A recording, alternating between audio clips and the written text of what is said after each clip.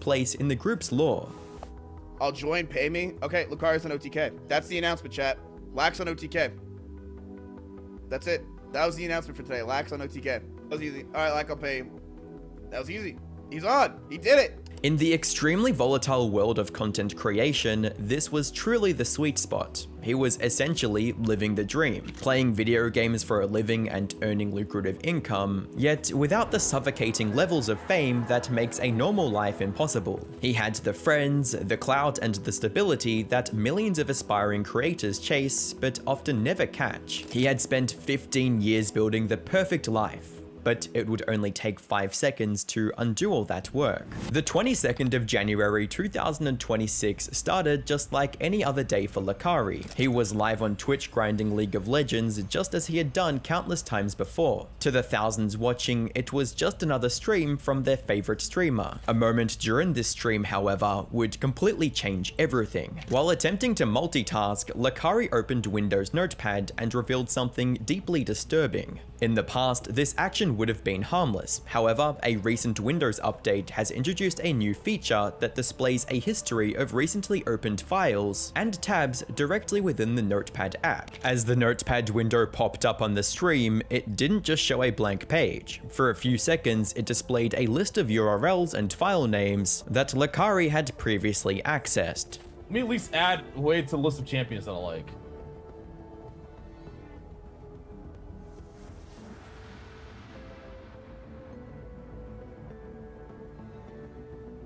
Fuck?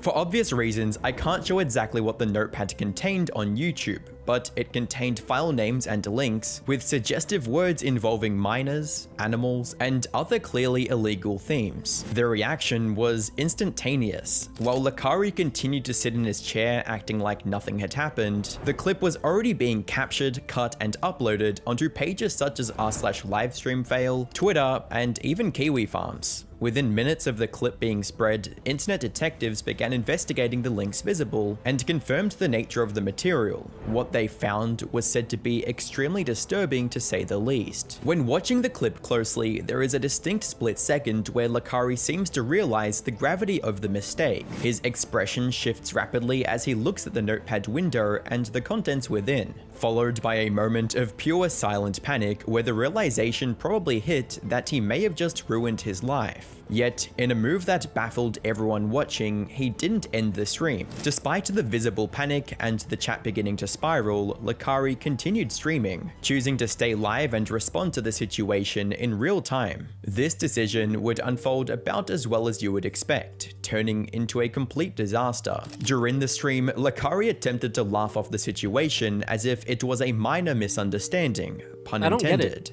His chat, however, were no longer interested in the game, but instead were fixated on the suspicious notepad file, specifically one tab that had been spotted labeled 1500 JBT files. According to the livestream fail subreddit, JBT stood for Jailbait Teens. Lucari's response to the whole situation was a frantic series of excuses that only served to incriminate himself even further. His initial defense was to claim that someone had linked the file in his chat, implying that he was a victim of a bad click. This explanation fell apart instantly under scrutiny, as it failed to explain why he had seemingly saved the content into a dedicated notepad file on his hard drive, let alone one with such a specific and incriminating file name. Once Lucari realized that narrative wasn't going to convince his audience, he pivoted to a second, even less believable excuse. He claimed the file had automatically downloaded while he was browsing the web. Did I not deny that I didn't download shit? I didn't know what was in there. Don't be sad that your career is over. Be happy that IT happened. XQCL. Don't be sad that your career is over. Be happy that IT happened. XQCL. Jesse vindicated. Jesse vindicated. Jesse vindicated. Okay, I don't understand. Okay, let me explain. Is lowly bad? Chat? Can someone explain to me? Is lowly bad? Isn't it just like pixels or like light or drawings? That's what I don't understand. It's not real.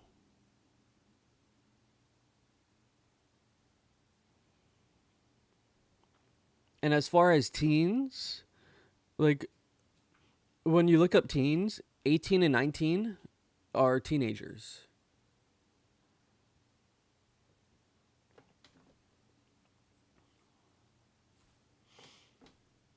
I don't understand what the big deal is. Unless they were actually minors, like under the age of 18, then yeah, that's a problem. This is my first time ever hearing about this. I have no clue who the internet anarchist is. I have no clue who this guy is. Akari, whatever this guy's name is. I have no clue who these people are. It's my first time ever seeing this or ever hearing about this. But from what I understood, it was like lowly. It was lowly and teens.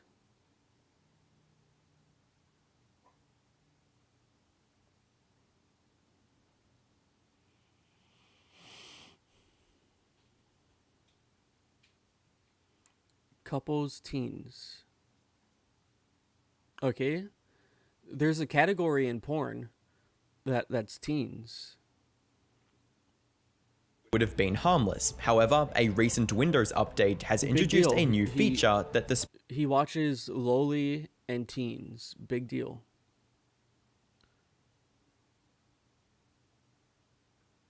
a history of recently opened files and tabs directly within the Notepad app. As the Notepad window popped up on the stream, it didn't just show a blank page. For a few seconds, it displayed a list. Is that illegal? Is lowly hentai in the category teens illegal? I don't know. Because you go to any porn website and they have a teen category.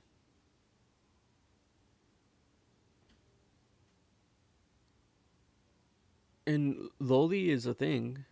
Like lowly is just like pixels or light or like drawings or something. Are we really going to end this guy's career over that? Over what he does in private? Now, I understand if it's actual like PC, if it's actual CP. Wait, CP.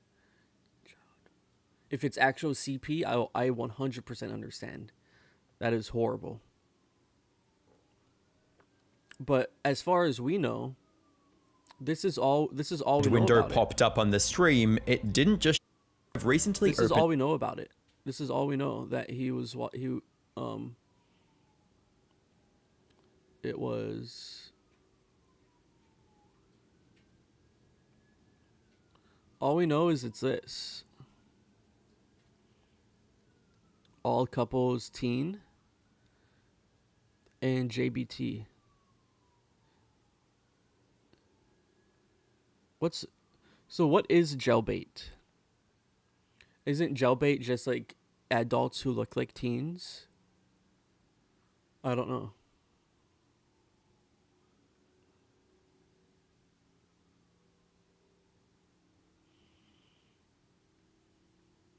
Files and tabs directly within the Notepad app. As the Notepad window popped up on the stream, it didn't just show a blank page. For a few seconds, it displayed a list of URLs and file names that Lakari had previously accessed. Let me at least add Wade to the list of champions that I like.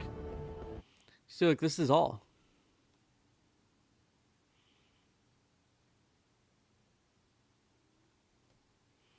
This is all we see.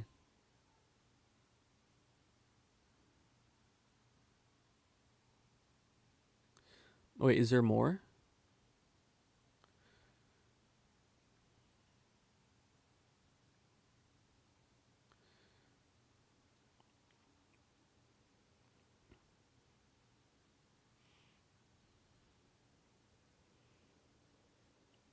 Okay, so this is all.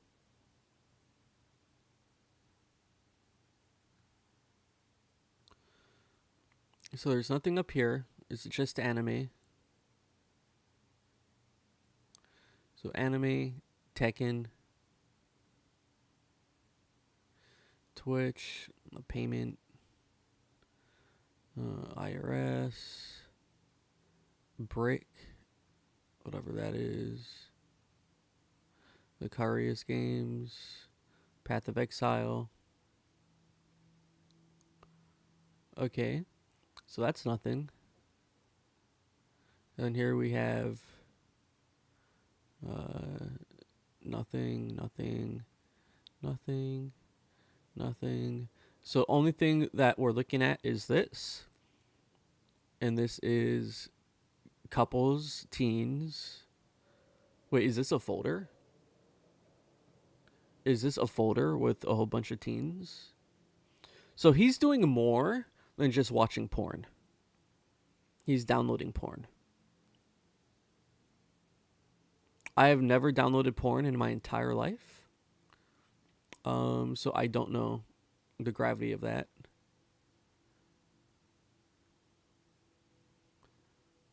But I didn't know what JBT meant until right now. So JBT means jailbait teens.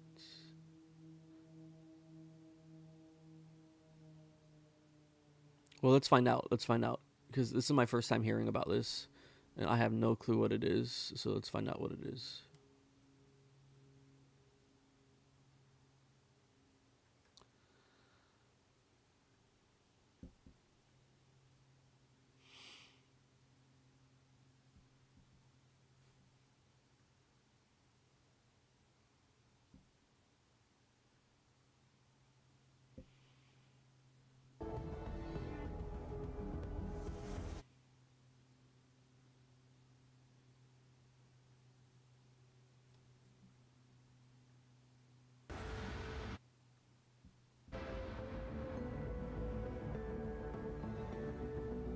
Fuck. For obvious reasons, I can't show exactly what the notepad contained on YouTube, but it contained file names and links with suggestive words involving minors, animals, and other clearly illegal themes. The reaction was instantaneous. While Lakari continued to sit in his chair acting like nothing had happened, the clip was already being captured, cut, and uploaded onto pages such as r/livestreamfail, Twitter, and even Kiwi Farms. Within minutes of the clip being spread, internet detectives began investigating the links visible and confirmed the nature of the material. What they found was said to be extremely disturbing to say the least. When watching the clip closely, there is a distinct split second where Lakari seems to realize of the clip being spread, captured, cut, and file names and links. Oh.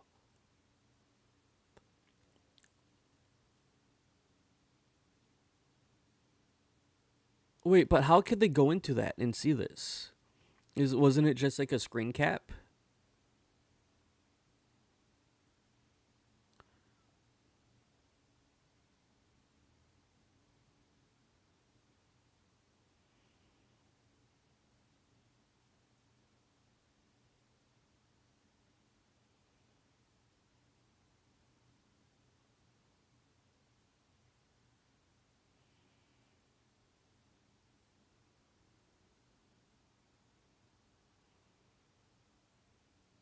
How were they able to get into this?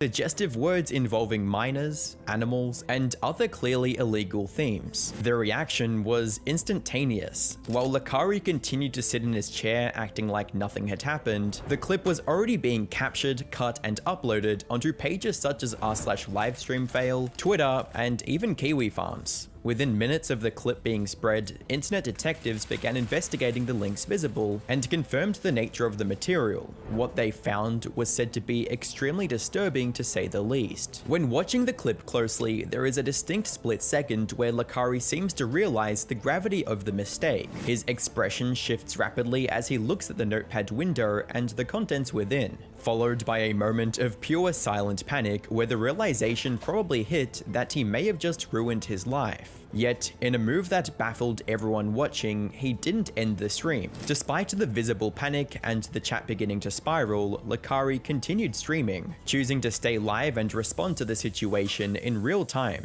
This decision would unfold about as well as you would expect, turning into a complete disaster. During the stream, Lakari attempted to laugh off the situation as if it was a minor misunderstanding, pun intended.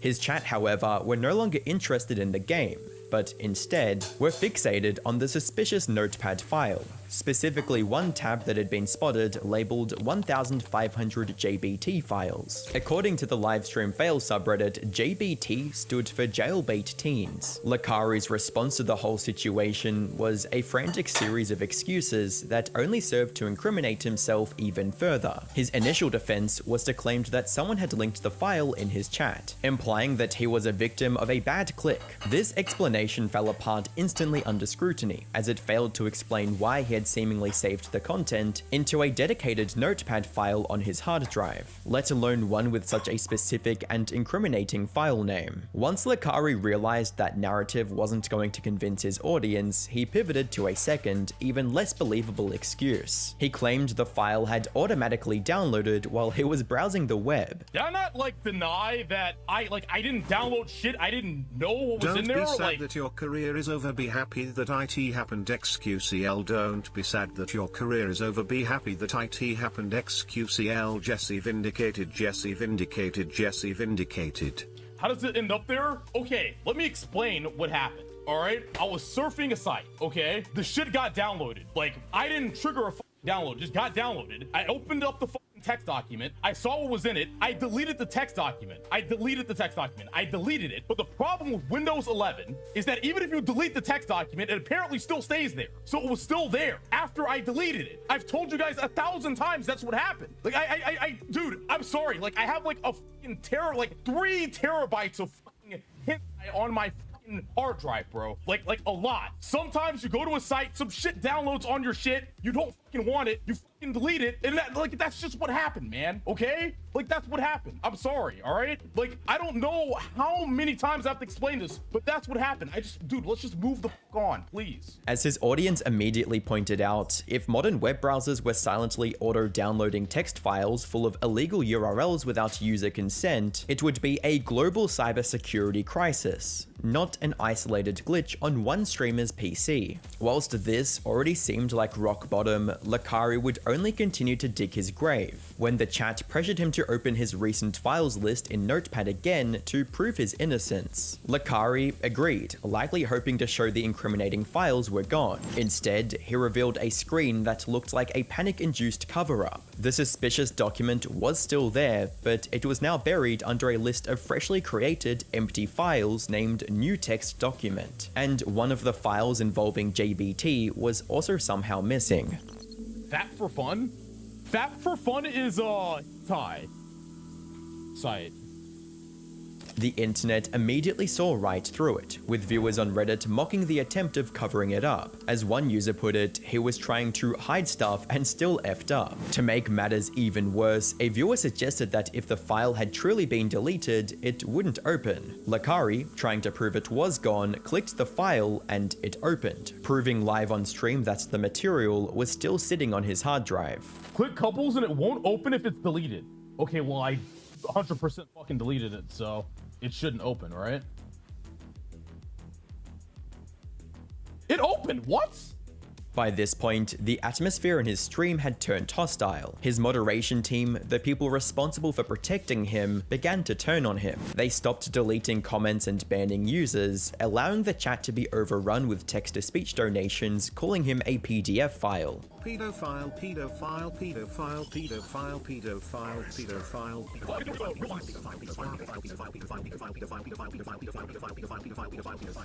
The total collapse of his support system was cemented when one of his own moderators resigned mid-stream, typing a message that read, "End your stream, dude, this isn't funny. This isn't a joke or something you can laugh off. I hoped that this somehow was a mistake or a virus, but it's looking real bad. You need to get help. I'm unmodding myself and unassociating with you. Peace." In the middle of everything falling apart, Lakari was clearly panicking and totally lost. He actually turned to Grok, Elon Musk's AI chatbot, and asked it live on stream whether possessing Thai was even legal in Texas. And he did this right in front of the same people already accusing him of having illegal stuff. It was next level self-destruction. The guy basically jumped straight into a hole and kept digging. Is having Thai on your PC in Texas illegal, bro?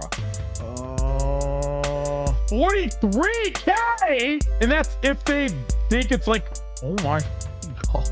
While Lakari was fighting a losing battle in his own chat, the wider internet was already dissecting his excuses. Fellow streamer Quinn69 took it upon himself to test Lakari's claims technically. He attempted to replicate the glitch in his own stream to see if a deleted notepad file would still appear in the recent tab. Upon opening the program, he was able to debunk Lakari's excuse almost immediately, proving that the file's persistence meant that it hadn't been simply auto-downloaded and deleted as claimed. Delete. Okay.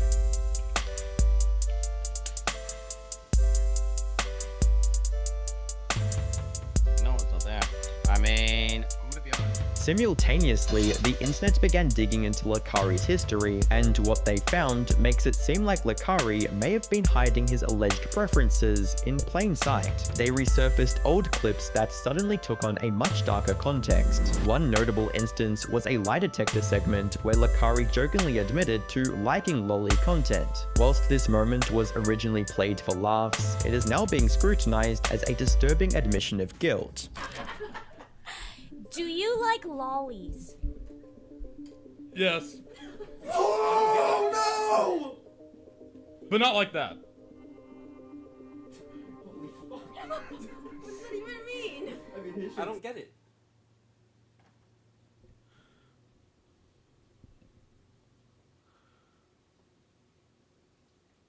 I don't get it. So what?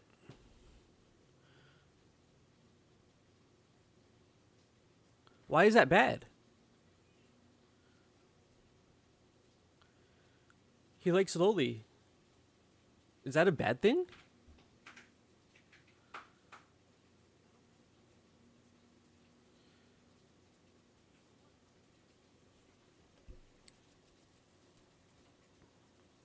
Loli isn't bad.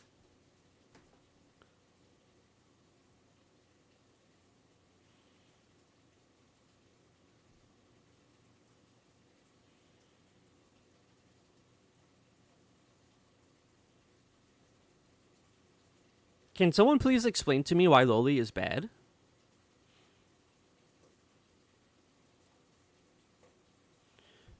Literally every single anime has a loli in it.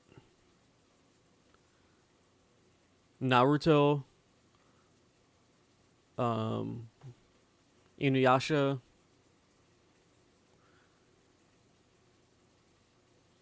literally every anime has a loli in it.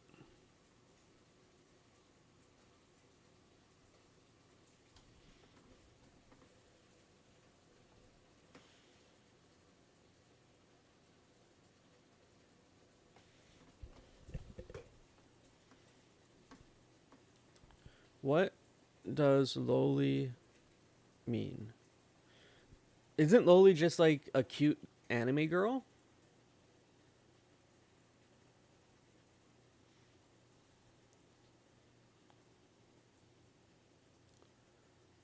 Loli is used to describe.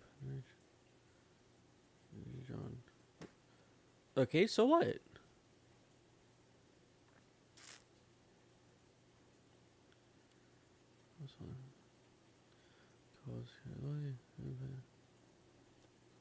Implying something is sexual pedo adjacent. What?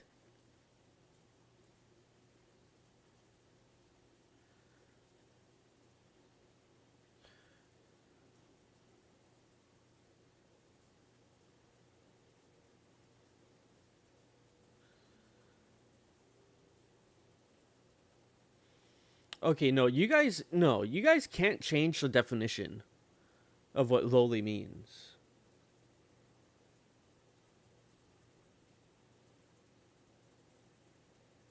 Loli is just like cute. It's just like a cute, it's like a genre. It's like an outfit.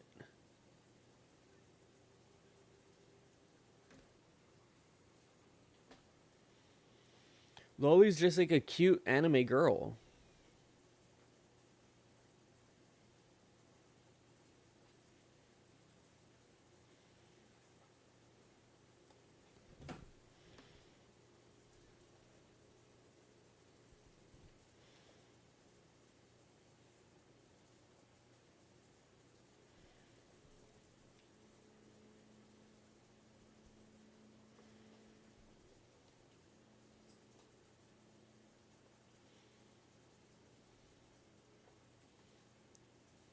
Why is this bad?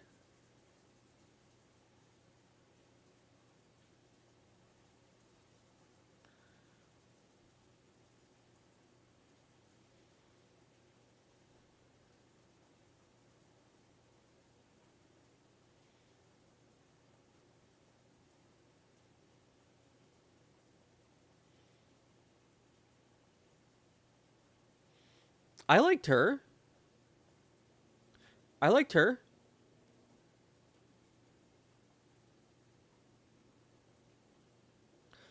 I liked her. She's a lowly.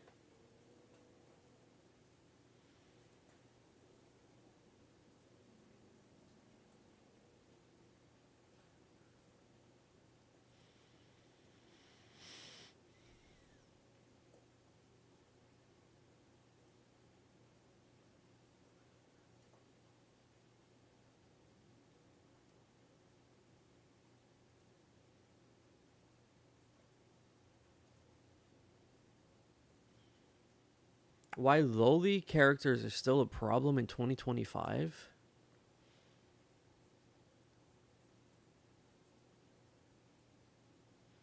Okay, y'all are tripping.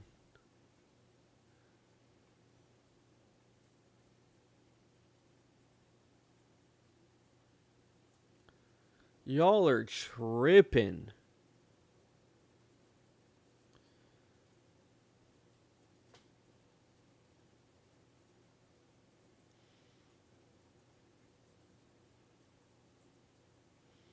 Liking lowly characters does not make you a PDO.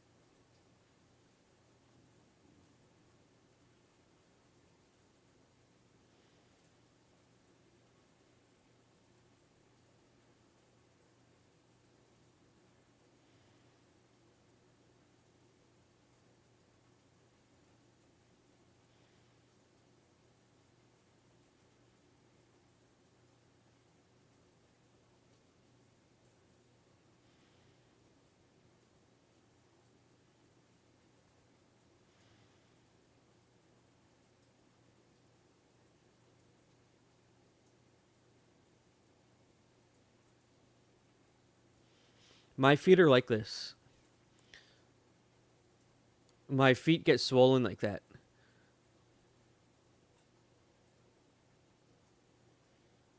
My feet is like this right now on the left.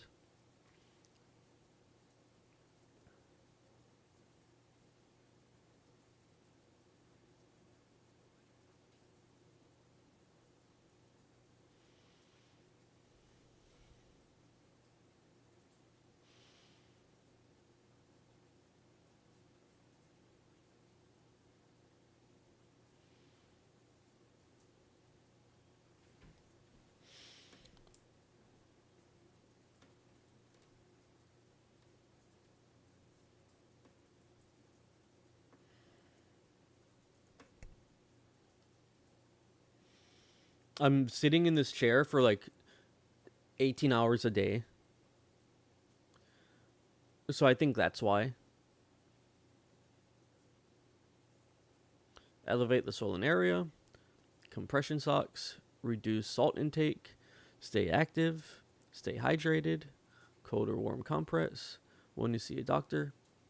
Sudden swelling in one leg. Could be blood clot. Chest pain. Okay.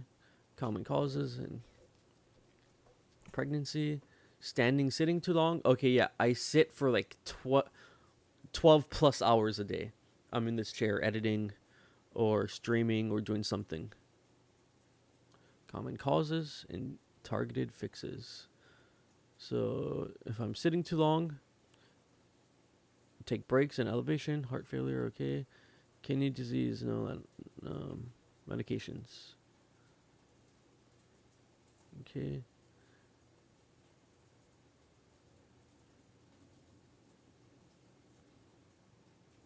Venous? What is venous insufficiency? Over-the-counter help. Water pills. I drink a lot of water.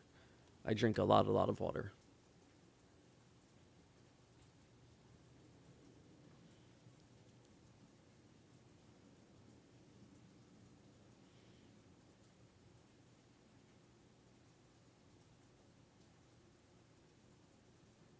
Okay, so I have to go see my doctor. And I have to get the right compression socks.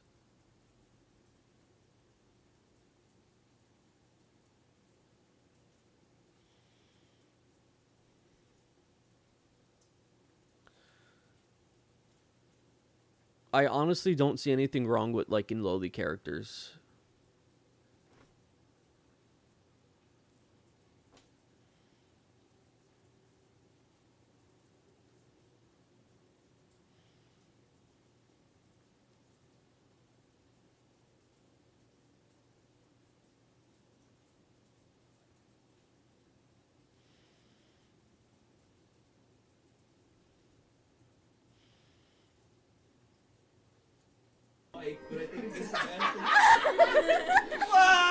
But the most damaging blows to Lakari's reputation came from his own circle, the Austin streamer ecosystem, which, as we discussed earlier, played a major role in his rise. During the stream, Lakari attempted to drag Asmongold into the controversy, claiming he had messaged him to simply keep that kind of stuff on another PC. Asmon messaged me, said, bro, you need a separate PC for that stuff.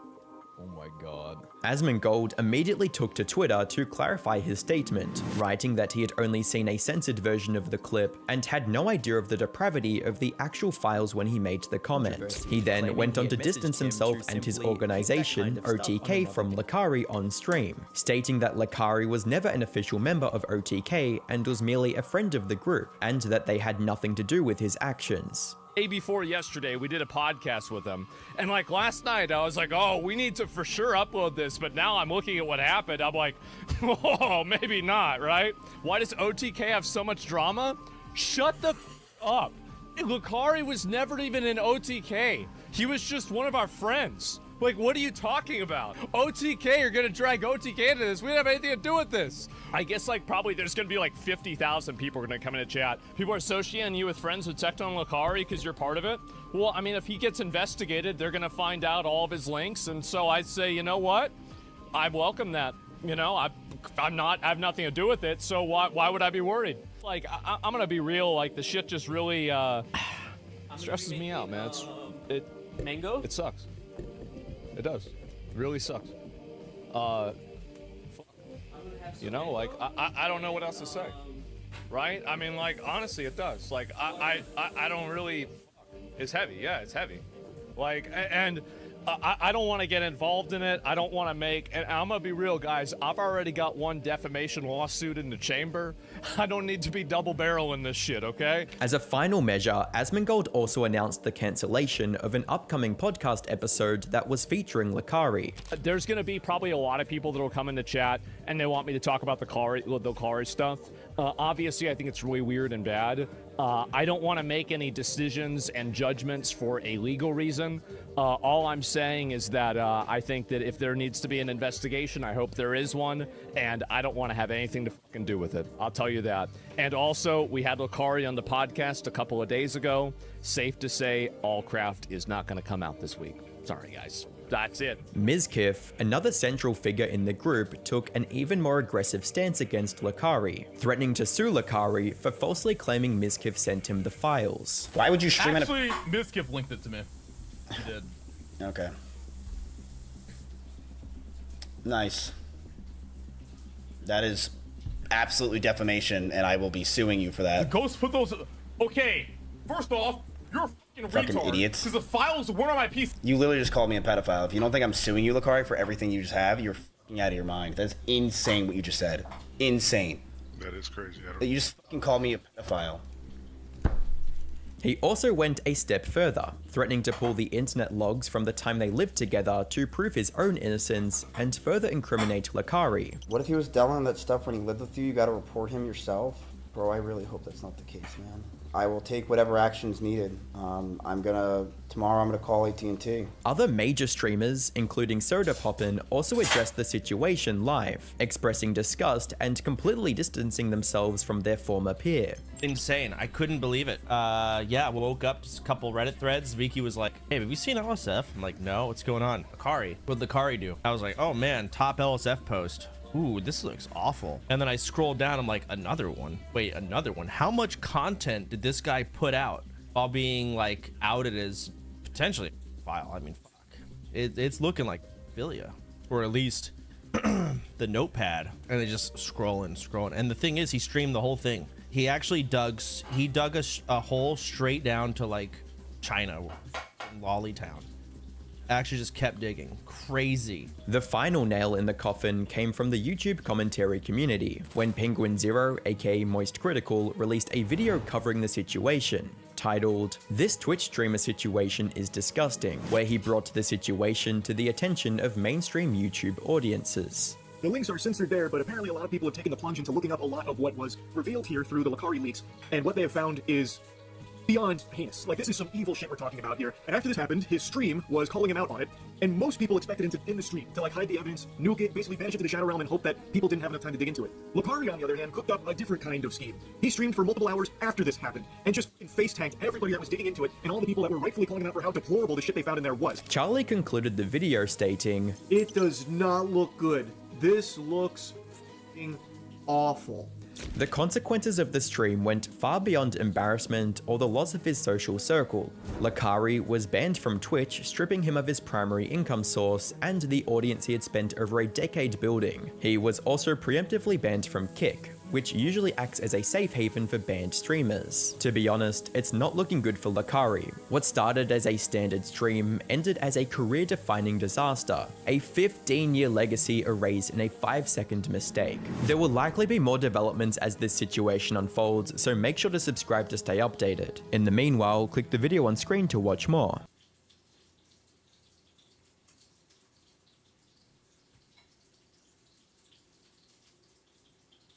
Okay. A little more comfortable for me. See if I can find my size. Size. Be okay. I've been wearing these furry boots in the summer. I'm like, oh, geez, that's not working. Oh, no, you're fine. I was just stealing. I don't know if they have my size. I'm gonna get these and try these. You got to dig in there. There's a bunch of. See if these fit. Take something from her purse. Huh? Did that guy just take something? Did he take something from I it? don't know. Did he? What? What's wrong with this?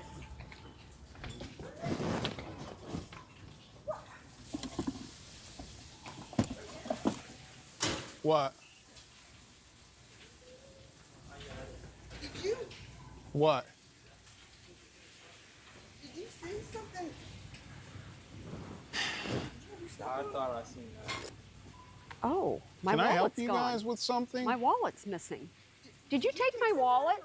Why would I do it? You were the one over there shuffling around with the boots. Did you take my wallet when I bent down to look at the boots? He saw him do something. She was right by your purse. Oh my God! You want to look at my purse? I have nothing. I mean, that's a thief bag. Why do you even need that in here? What's in your pocket? Huh? Turn around. What's in your pocket? My wallet. No, the other pocket. What? I just saw it. Is it a pink color phone right Yep, there? yeah, it's like a pink. He's got it in his pocket right there. Sir, you got her Okay, phone. hey. Huh? You've got Bring her back, phone in bring your back. pocket. It's my wallet, not Just my blame phone. it on the brother, huh? Come on. It's in your pocket. It's right there. Your right pocket. Your right pocket. Is that your wallet right there? It's not funny. I don't got nothing but a black wallet. Your right pocket. Where? No, your other. Oh, look at you. Your other pocket, sir. Get it out. It's hers. Give me my wallet. I don't got nothing. I don't got nothing. I don't got nothing, Meemaw. Don't you touch me. Give her her wallet Don't touch now. me. Sir, give her her wallet. I'm just kidding. I'll give it back. That's my cash. Was that yours? Yes, thank you. That was my What cash. about that? That one's mine too. Oh, unbelievable. Meemaw. Thank you. Can I Thank buy you your so groceries? much. Get out of here. Hey, this is my Meemaw. You're awful. This is my Meemaw. I was just You're joking. lucky she's not reporting me right now. We're just joking with you. She's my Meemaw. She's not. Yes, she is. I'm half German. That's not funny. Well, we're gonna give you. Really, You just won $100 for telling. is he really related to you? Yes. She likes brothers. He's the one.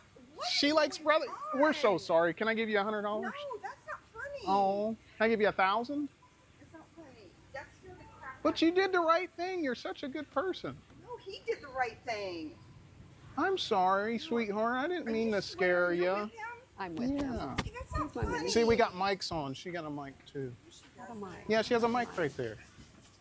We're just blessing people. I have a weird way of blessing people. I'm sorry. I don't understand what just happened. Well, what happened is I'm rich and bored, and I'm trying to find ways to help deserving ones. I don't know what. Hi.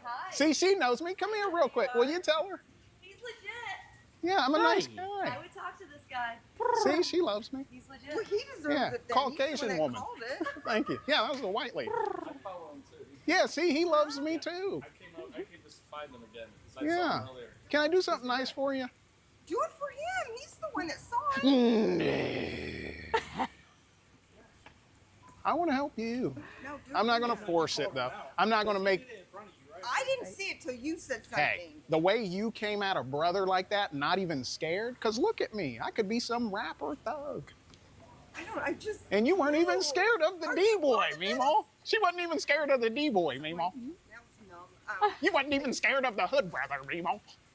I didn't understand what was going Yeah, on. because I could have been a hood brother from the hood, and Why then you you didn't not even running care. You weren't even away? afraid of me. Is this for real? Yeah, you must believe in God, huh? Don't leave me. No, I don't. You knew- But don't leave me. You're in on this. What do you?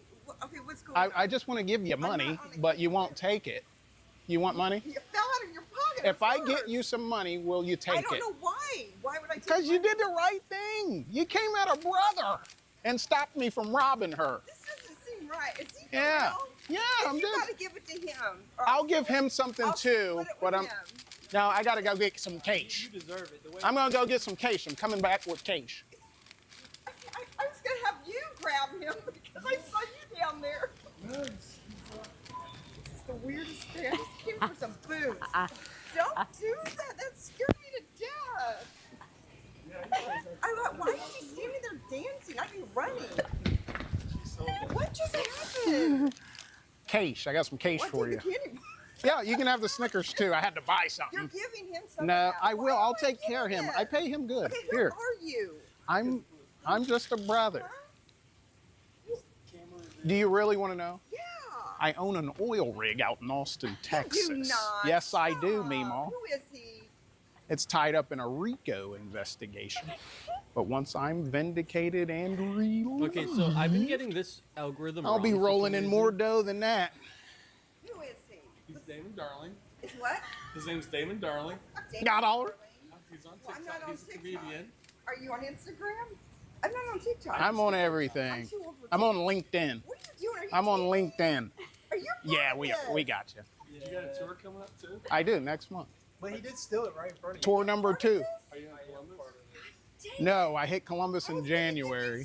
I sold out 3 shows, so we gotta wait till next year. But I'm in Dayton. Okay. 3 of the shows are sold out. We added a 4th. It's almost sold out. All right. So you might be able to get in there. Yeah. Can I get a hug now? Oh, I'm so glad. See how we can all. You want your candy bar back? Nah. That was for you, wasn't it? No, I don't need that. Do me a favor, brother. What's that? Oh, my Meemaw keeps nagging me about Werther's Originals. And I just don't have enough cash. My child support came out, I thought that's the unbeknownst reason to we me. came in here was Well, to I get did. the Werthers. I did Meemaw, but I didn't know that my child support was going to come out early. I don't even got a damn dollar in the account, Bob. If she Then why'd doesn't we get even them come in? Because I thought you were buttery, gonna get me the succulent Werthers. morsels, she's going to nag me all day. Can you help? No, I can't, man. 'cause Why I don't not? know what that. I Oh, don't is that even your know wife? why. Oh, yeah. Well, would you be able to help, my Mimo? You probably don't want your husband buying another woman some snacks, but Came in.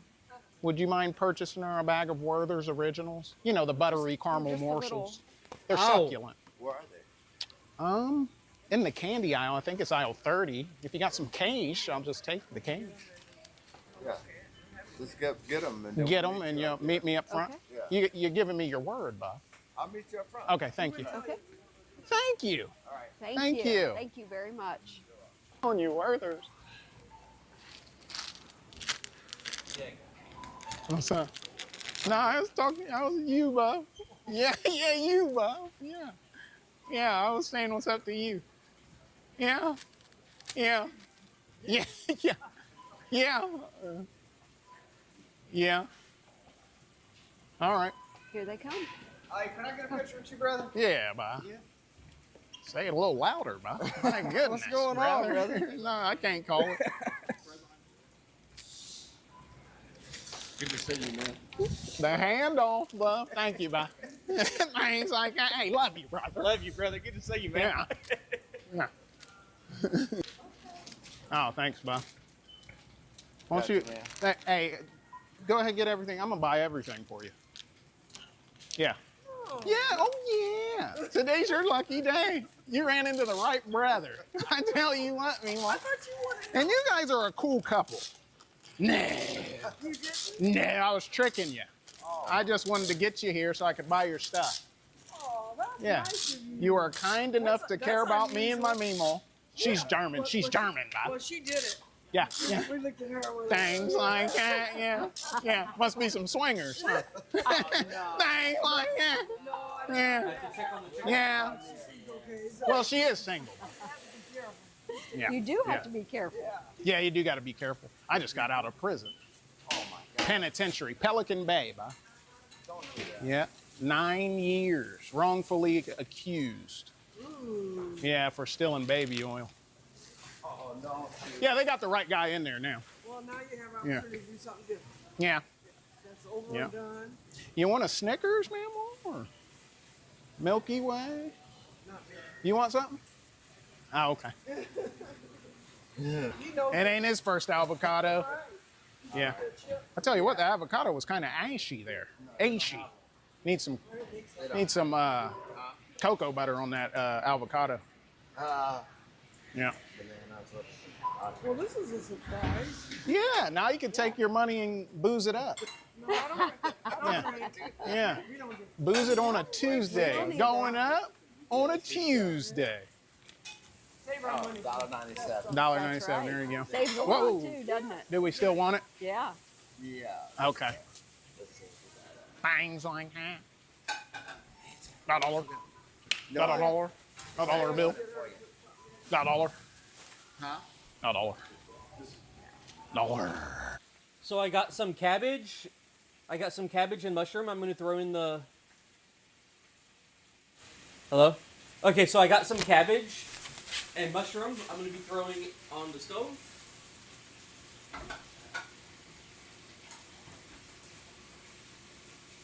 Oh, also, I got some mochi. I got some mochi and sweet bean paste.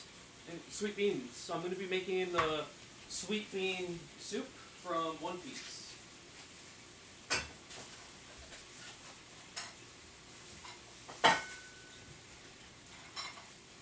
So let's go ahead and wash our vegetables.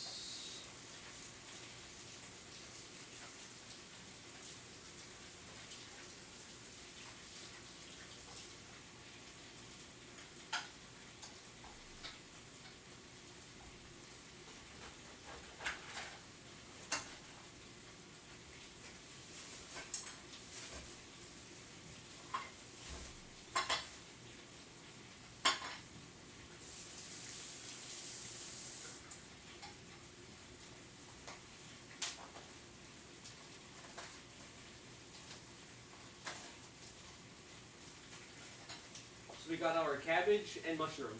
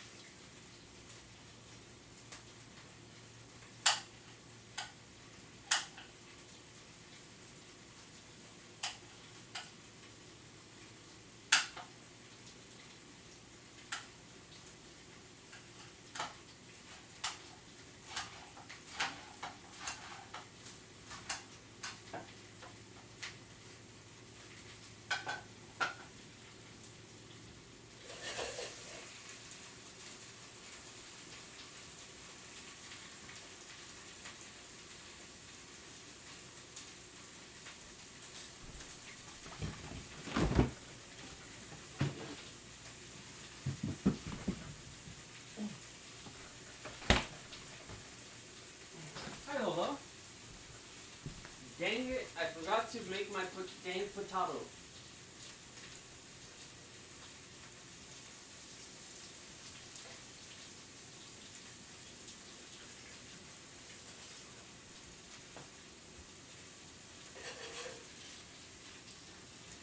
So I'm going to take the chicken off.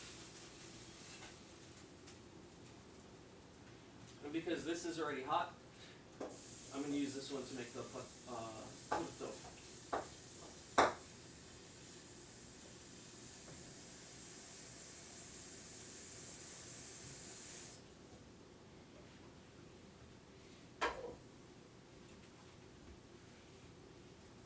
I'm going to slice it so it cooks faster.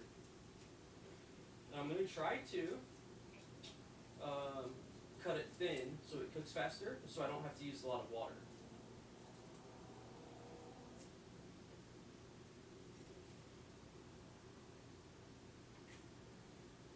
There we go. Those are thin as can be. So I will be emptying out some more water so it cooks a lot faster.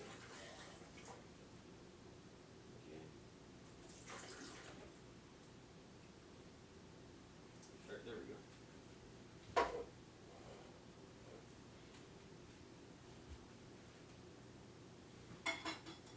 So I have my, let me go ahead and blow this up.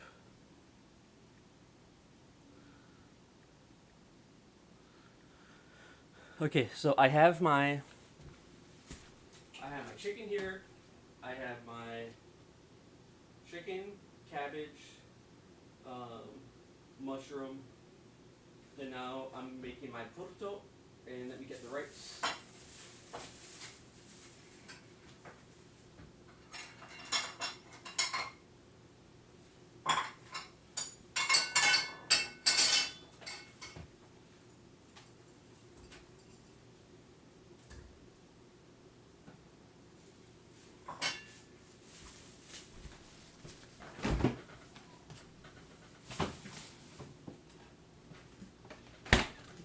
Here's my leftover rice from last night. Oh, I have some beans. Okay, I have some beans. Perfect. I have some leftover beans from 2 nights ago. And I have some rice in here. Perfect, perfect, perfect. So now, I'm going to be making some beans tonight. I'm going to be putting the beans in water. And I'm going to let it soak overnight so I can have beans for tomorrow. So here is beans, rice. My cabbage is cooking. My cabbage and chicken is here. Oh, my Lola! You silly Billy. Oh, you silly Billy. My Lola was stalking me. She went into that pouncing position. Oh, what a silly little kitty. Hi. Oh, I forgot about this. I'll be adding some onions.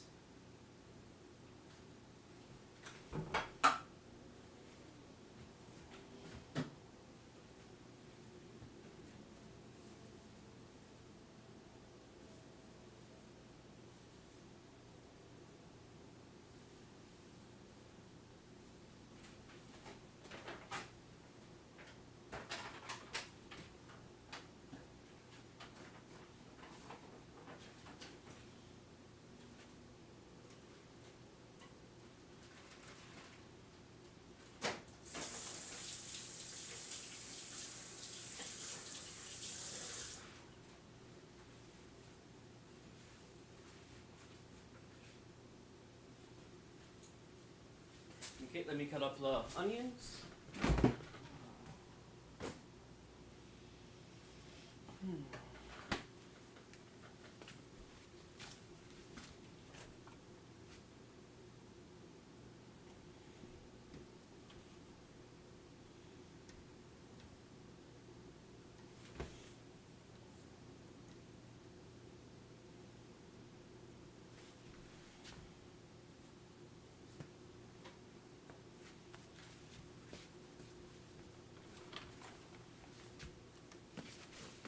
All right, let me do my sets.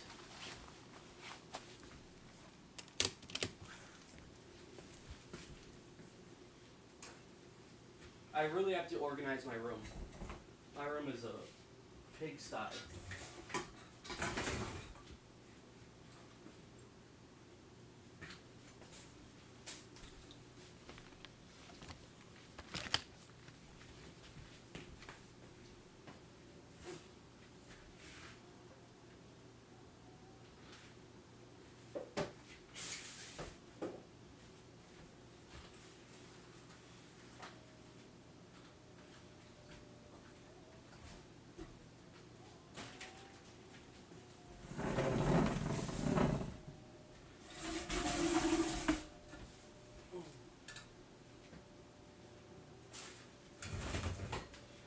I really have to get rid of these furnitures because 2 chairs are broken. Yeah, I just really have to do something about my room. So I'm gonna get rid of 1, 2, 3, 4. I'm gonna get rid of 4 chairs. And let me show you this really fast. So this down here, that mat down there,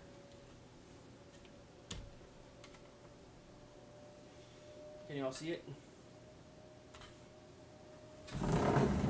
So this mat right here on the floor, right there. This mat right there on the floor. The reason why all the chairs are bunched up over here is because my cats like to sleep on this mat. So I keep it there so they have somewhere to sleep. Hi Milo. And you can see my Lola all the way over there. Hi Milo. So yeah. Right here you see this chair. I have 1 chair here. I have 1 chair here. I have this chair here. I have 1 chair over there in the back. And I have another chair over there in the back over there.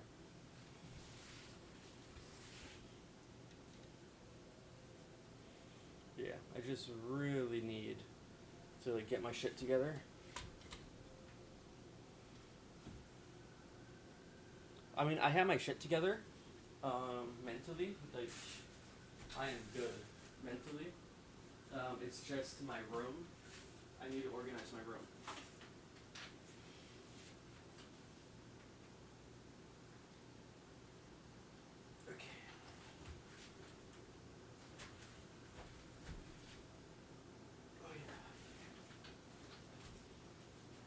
So I do 25 lowers, 25 middles, and 25 uppers. 2, 3, 4, 5, 6, 7, 8, 9, 10, 11, 12, 13, 14, 15, 16, 17, 18, 19, 20, 21, 22, 23, 24, 25. 1, 2, 3, 4, 5, 6, 7, 8, 9, 10, 11, 12, 13, 14, 15, 16, 17, 18, 19, 20, 21, 22, 20, 21, 22, 23, 23, 24, 24, 25, 25. Oh. Oh, God. Ow, ow, ow, ow. Owie. Oh, that hurt.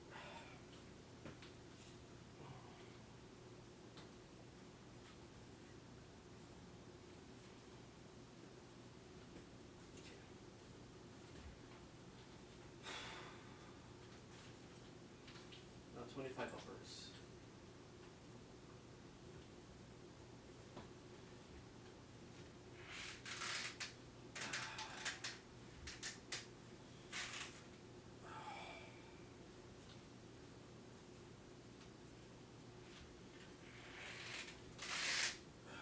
One, two, 1, 2,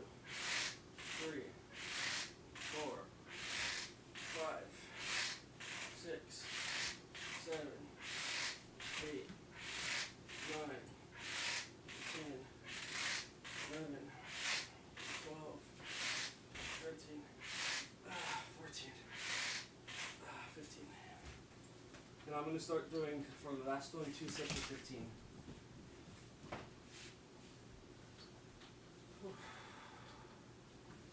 Or maybe 15, 12.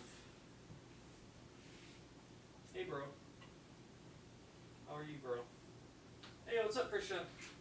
I'm doing good. I'm doing really good. How are you doing, brother?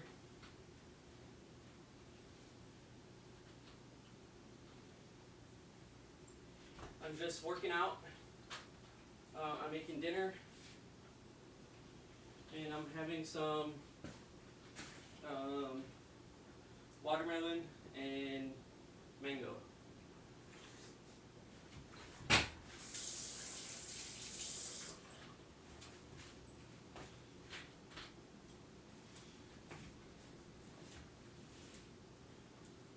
I want to lose weight. I want to be at least 200. I mean, at most. I want to be at most 200 pounds, like 190 to 200.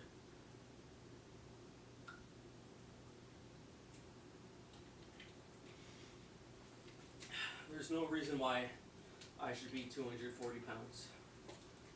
I used to be 260 pounds, but I lost weight. I lost 20 pounds in the span of like 2.5 months, 3 months.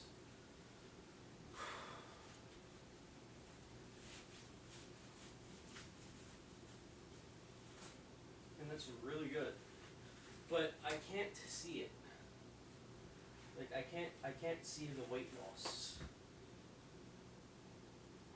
No, I can see it a little bit. I can see it a little bit in the mirror. But it's not like really noticeable. But I can definitely feel it. I feel a lot lighter. I feel a lot healthier. I don't sweat as much. I could walk without getting tired longer. And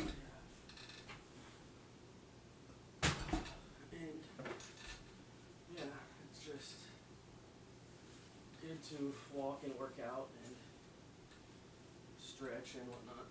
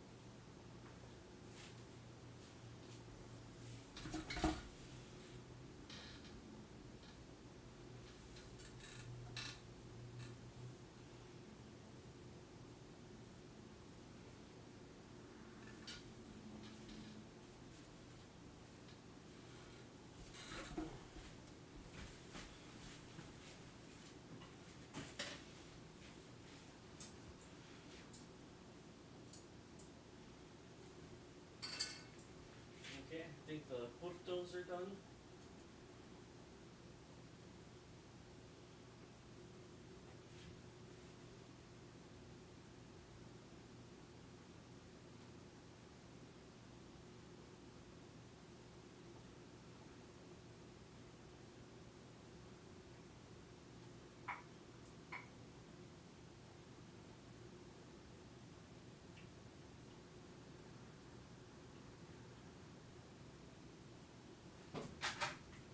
Okay, portos are done.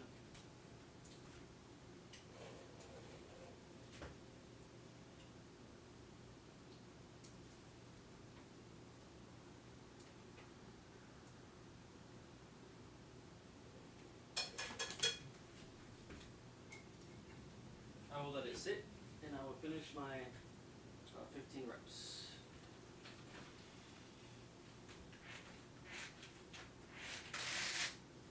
One, two, three, 4, 5, 6,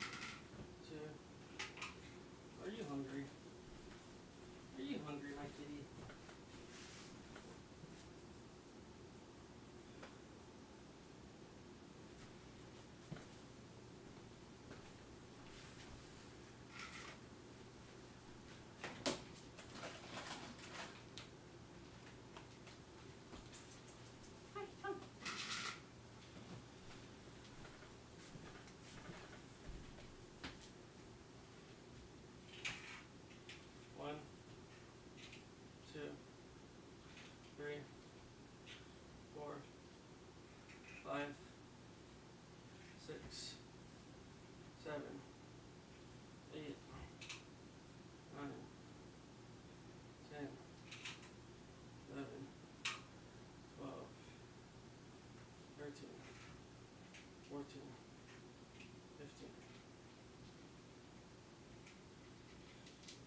16, 17, 18, 19, 20, 21, 22, 23, 24, 25. Okay. One, two, three.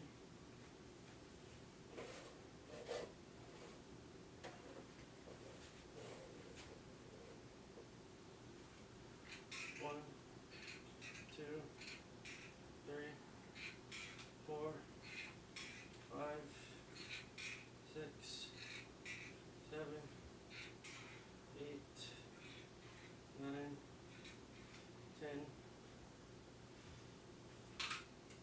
11, 12, 13, 14, 15, 16, 17, 18, 19, 20, 21, 22, 23, 24, 25.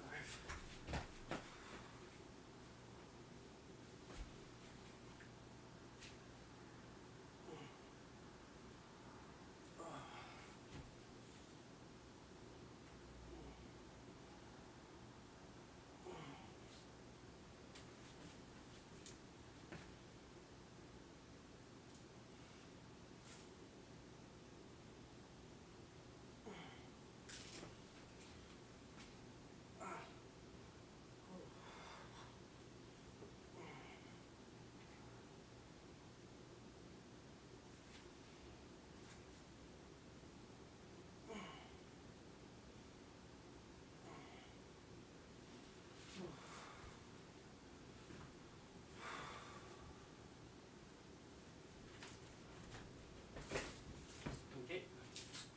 Now just like these. 1, 2, 3, 4, 5, 6, 7, 8, 9, 10, 11, 12, 13, 14, 15. Okay, so now I have another 15 set of those.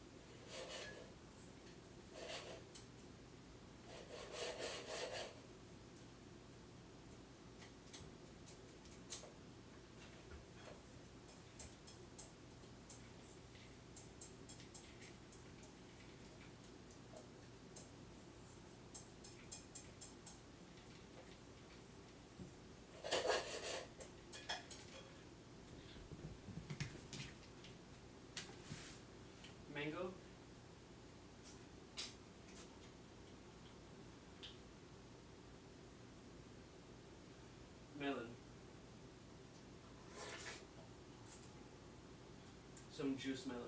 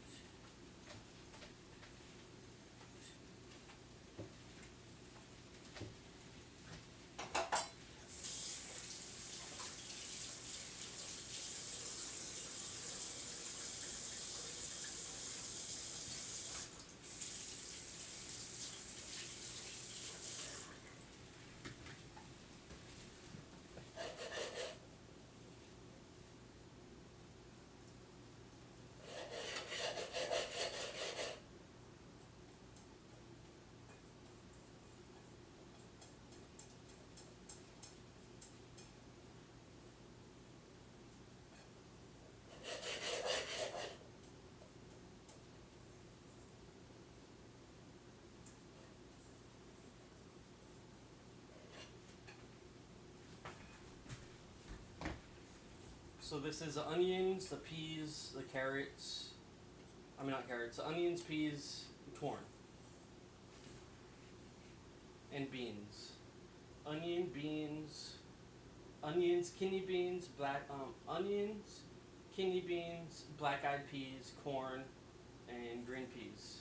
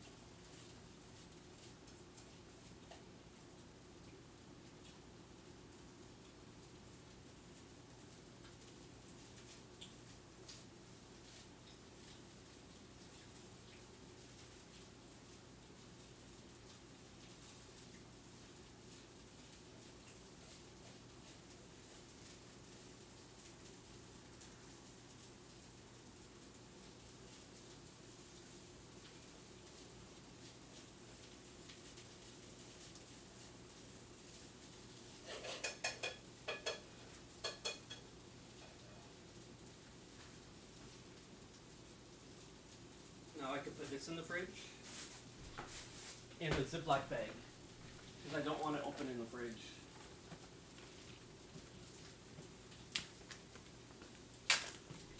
So this is going to go in here. Put that in the fridge. And then now, after I put this in the fridge, I'm going to take 5 steps, come back here to the plate, put the cabbage and mushrooms in the pan, and then cut open the chicken and see if it needs to be cooked. 1, 2, 3, 4, 5 steps.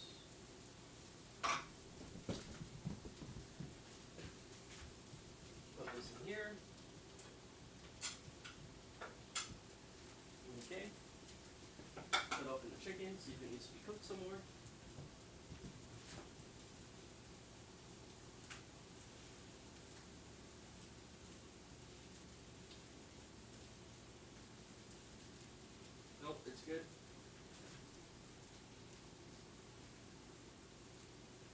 it's good. So now I'm just going to put soy sauce on the chicken.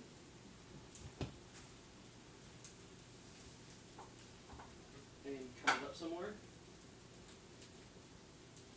And then throw it back in the pan. After the peas and everything else is done cooking.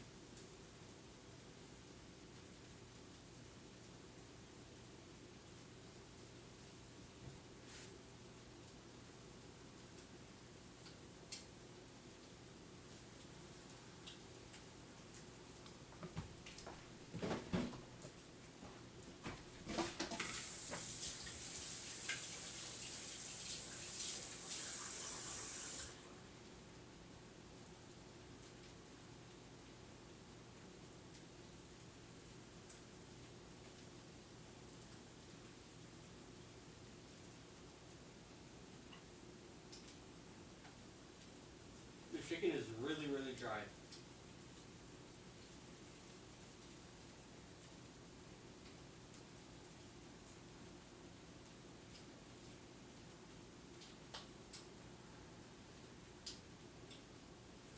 It's so dry, I have to eat a dry potato to make it go down.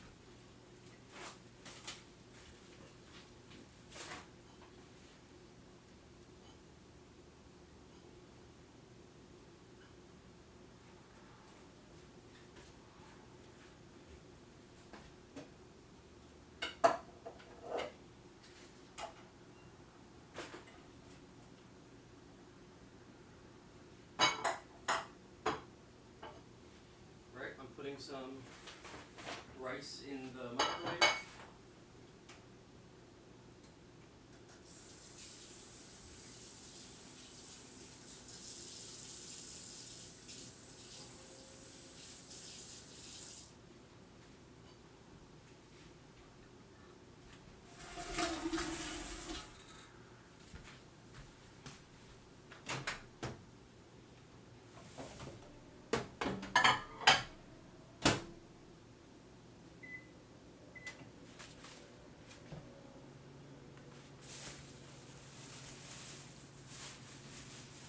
Milo. Oh, you're so pretty, my Lola. Oh, I love you so, so much. Oh, I love you so, so much, my Lola.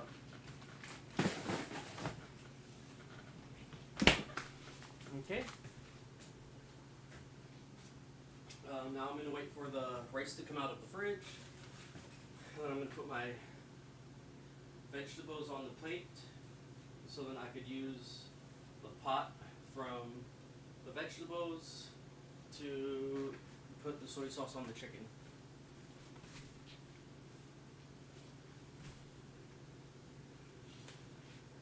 And then once the rice comes out of the fridge, then I could use the pot on the vegetables to make the chicken. Okay, so take this out of the microwave.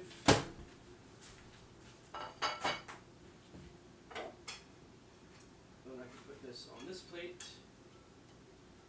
and then I could use this pot for the chicken. Oh no. I have way more than enough.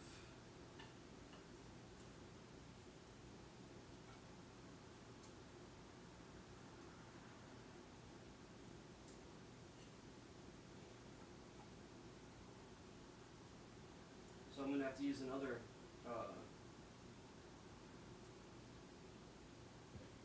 I'm gonna have to use something else for the chicken. Because yeah, I don't want to put this whole thing on the plate.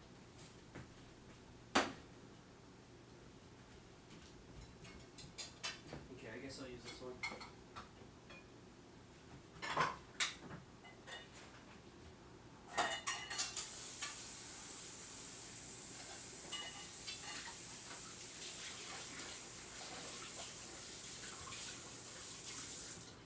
Okay. So I'm going to put it on low because I do not want to cook the chicken any more than I need to, because the chicken is super overcooked and it's super dry. So I'm going to be putting some garlic soy sauce and some black soy sauce as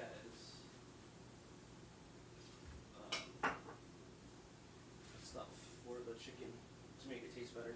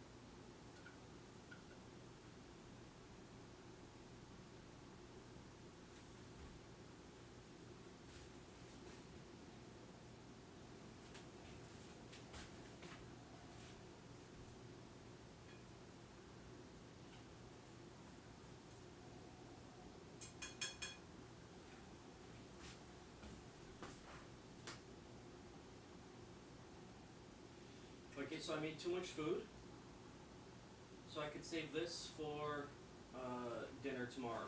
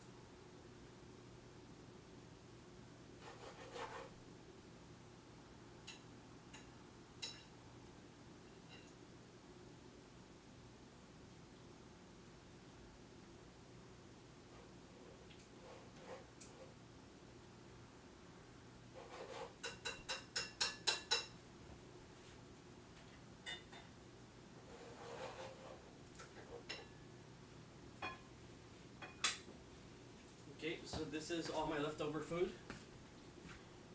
I have a pretty good size chicken.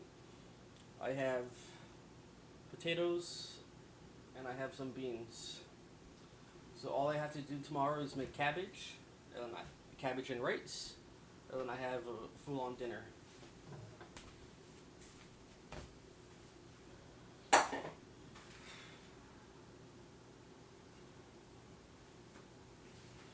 right now I'm just making some sauce. So I'm making a shoyu chicken.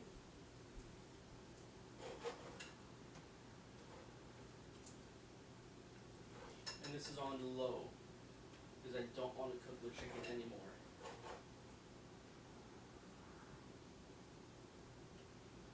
I just want the flavor to seep into the chicken without it cooking it anymore.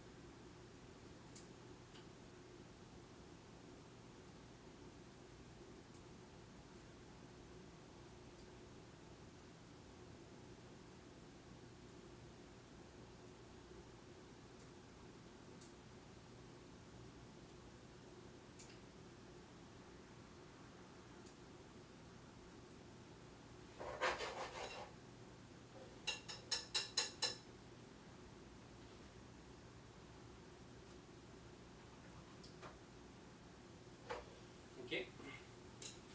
So here's my shoyu chicken.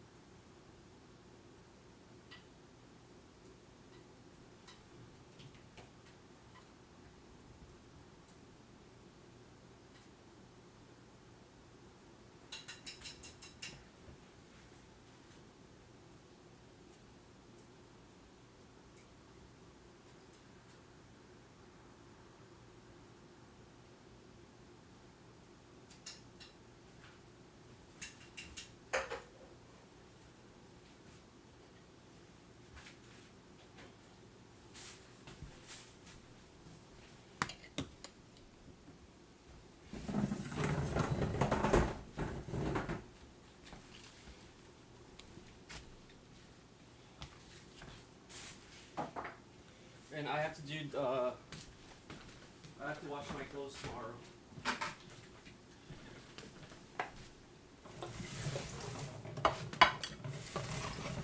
I have to wash my clothes tomorrow because I just used my last sock. I used my last compression sock.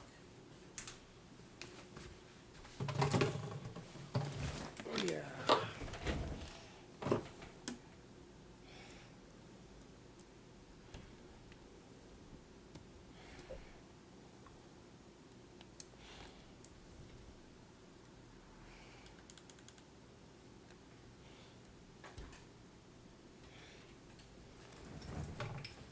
Hi, my Lola. Oh, my pretty kitty.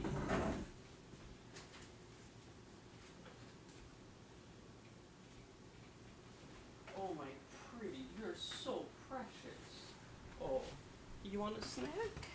You want a snack? Come, my precious. Come. Oh, come. Oh, oh, oh. Oh, oh, oh. You're so precious.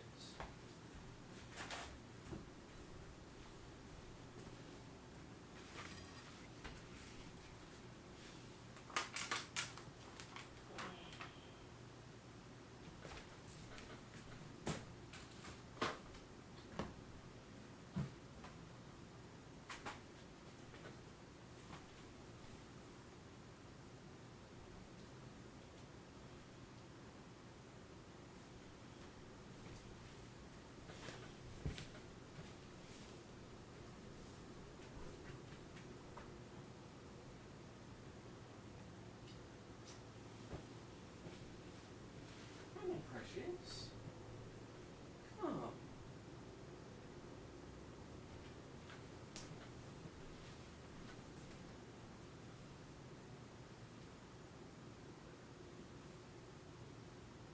Oh, you're so precious. Hi. Hi, my little. Hi, my little. Hi. Hi. Hi. Thank you so much.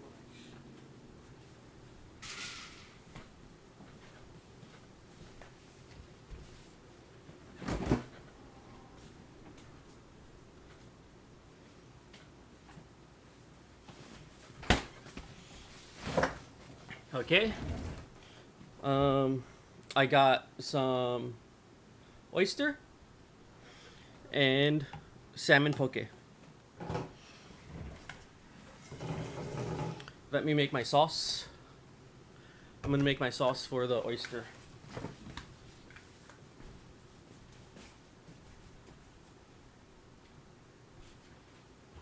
I'm gonna put a little bit garlic shoyu. I'm not gonna have plenty, I'm only gonna have like one or two. So I put some garlic shoyu, some truffle oil. I wish I had some wasabi, but I don't. And I'm gonna put some chili dashi shoyu, some chili dashi, and some lime juice.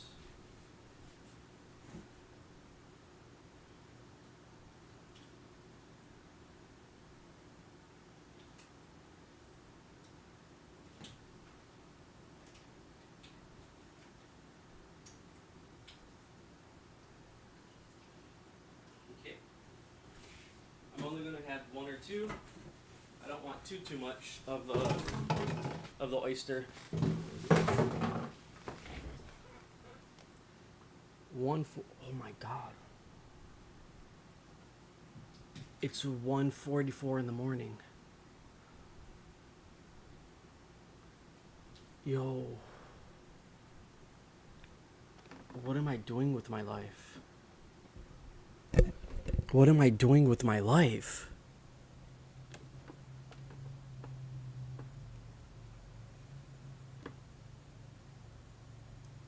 How is it 1:44 in the morning?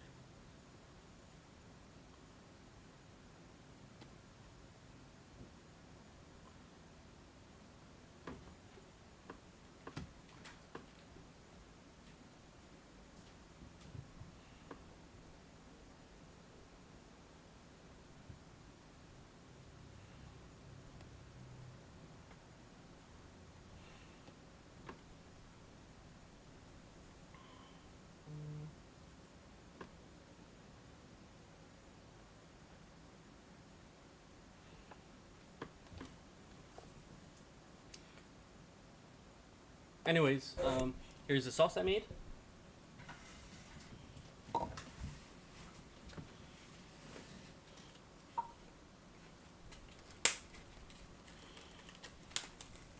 And here is the shoyu. I mean the wasabi. I mean the...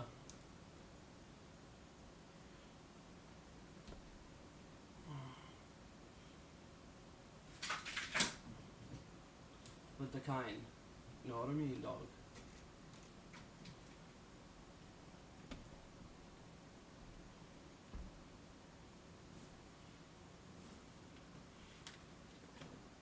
So here is salmon poke. Spicy salmon poke. Mm. Mm. Mm. You cannot go wrong with the spicy salmon poke.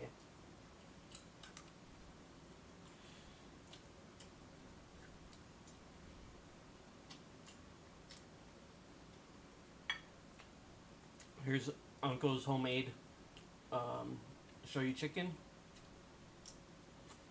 Mmm. Oh my god.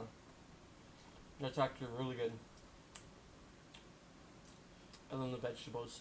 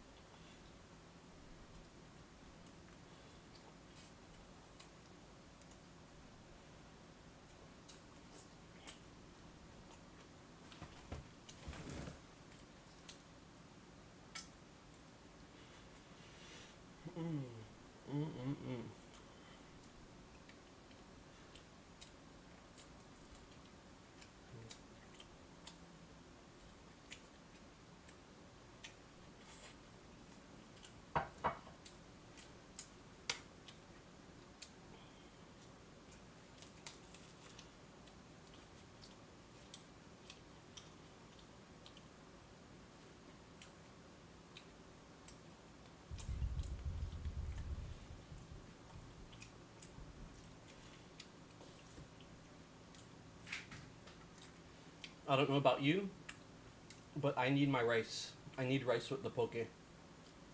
I cannot have poke without rice. But eat them any kind way you like. As for Uncle, I need my rice. Mm.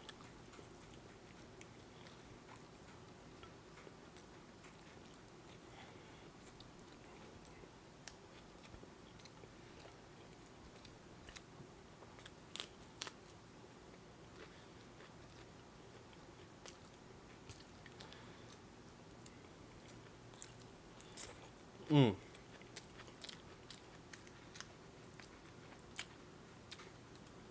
I'm gonna have one more bite of the salmon poke before I try the oyster.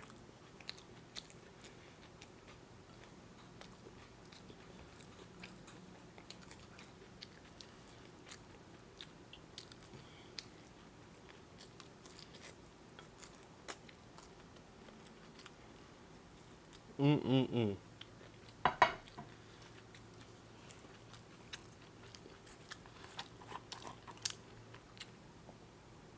Oh, that smells so good. Here, like smell.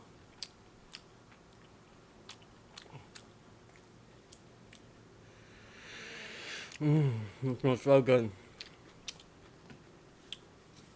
It smells really good.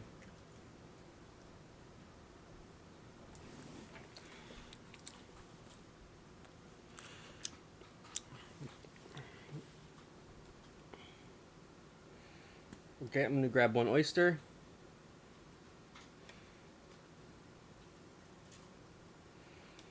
Order one oyster. I'm gonna put them inside my sauce. My secret sauce.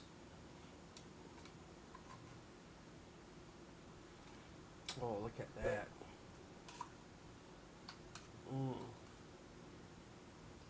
Here we go. Oh. Okay.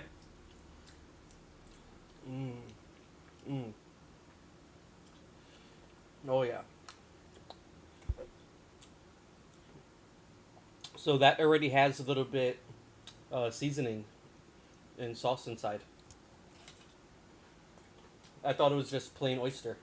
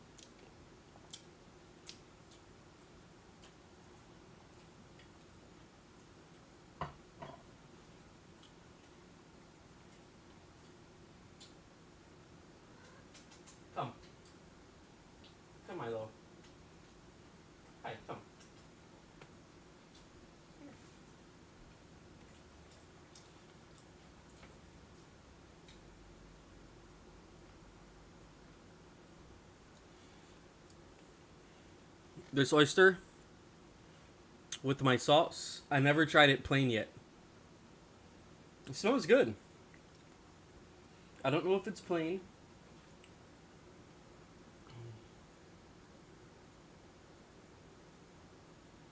I don't know if it has any kind of seasoning inside.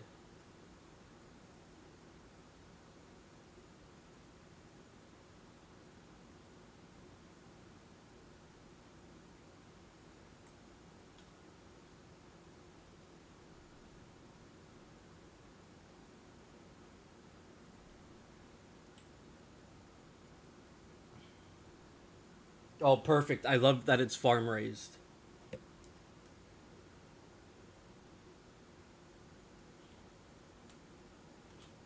Okay, I'm gonna have one more oyster.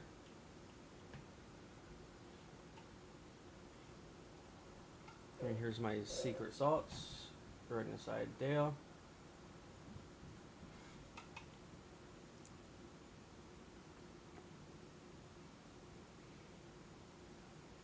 You see them, guys. Here, like sample. Open up.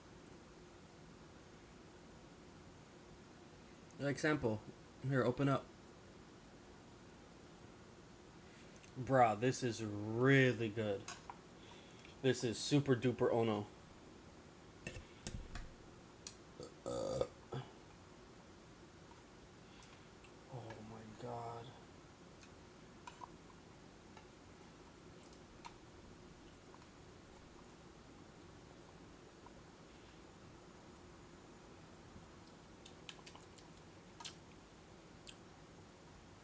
Okay, so it's not my sauce. It's not my sauce. This oyster already has a little bit seasoning inside. Mmm.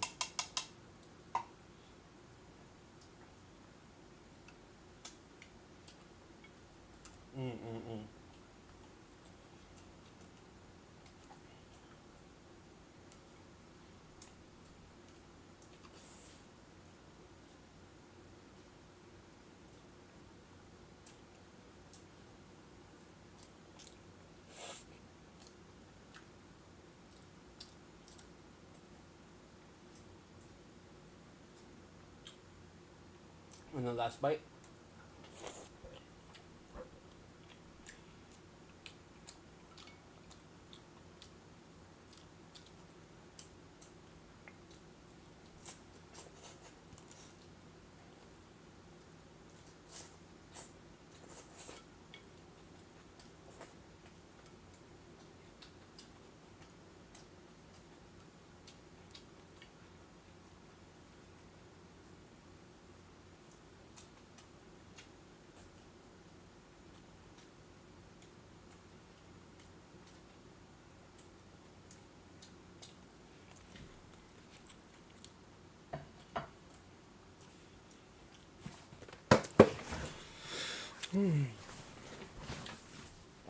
Oh, burrata. Whew.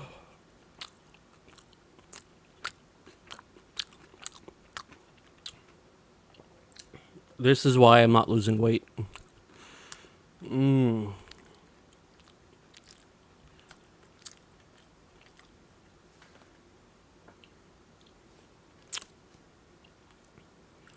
You just cannot beat Hawaii's food.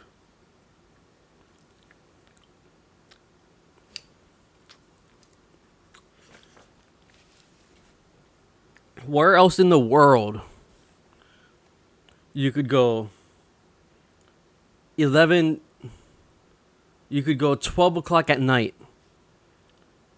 Where else in the world you could go 12 o'clock at night, get fresh oyster, spicy salmon poke, make your own shoyu chicken, and then you're gonna have freshly made mochi, and you're gonna make red bean soup at home. Where else in the world you could get that? Nowhere but Hawaii.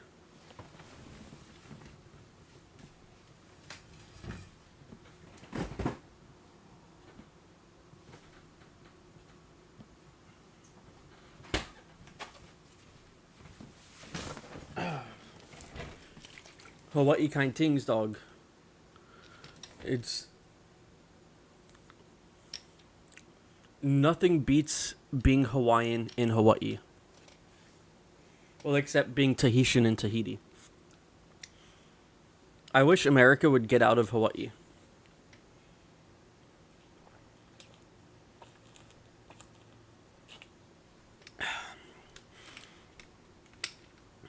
Wash them down with a little bit coffee.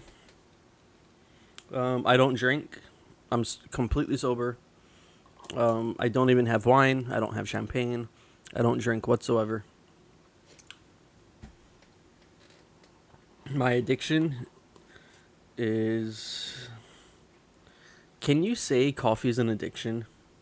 Because I do have coffee once a day. I drink coffee every single day.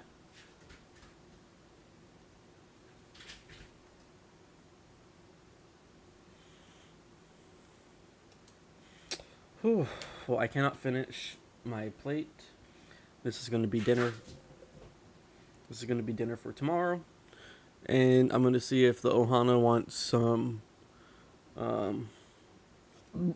oyster and spicy salmon poke.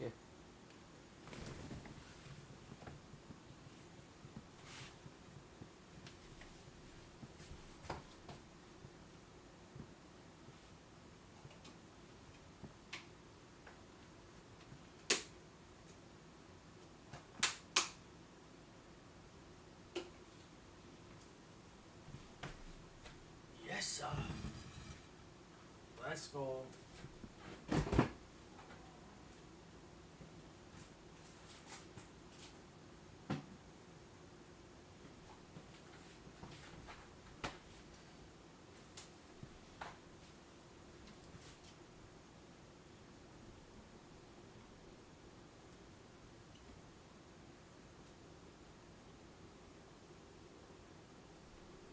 Okay, so now I have to put my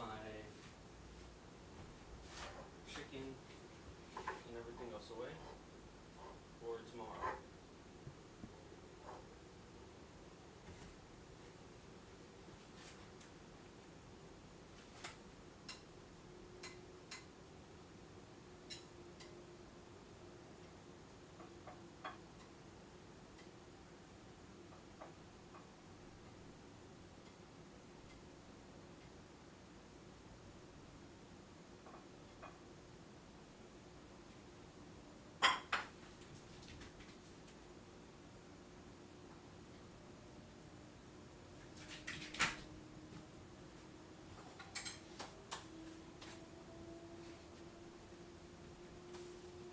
Oh, I don't have saran wrap.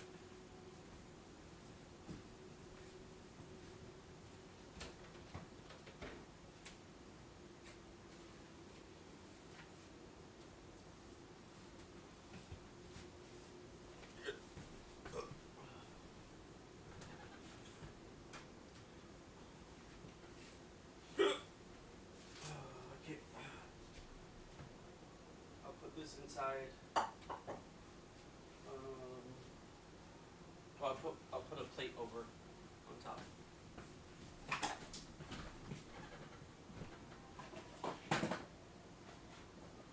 Well, I get parchment paper.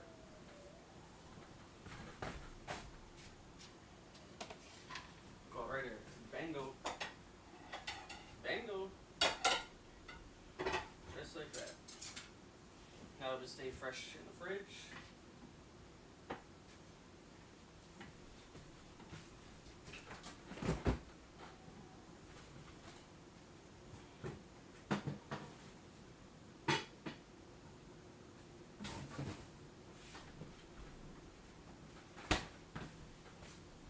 Now I just got to find.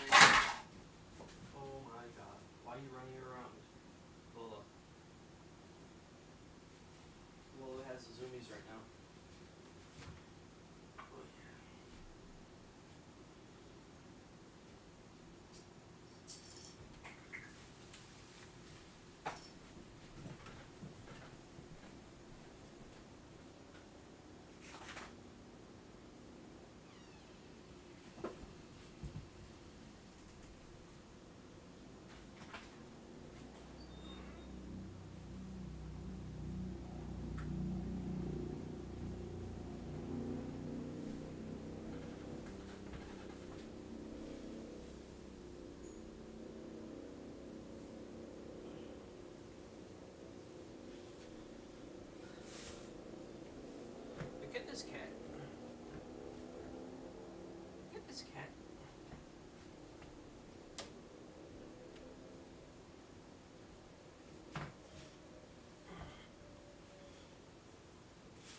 you're not even meowing. You know what you did. You know what you did.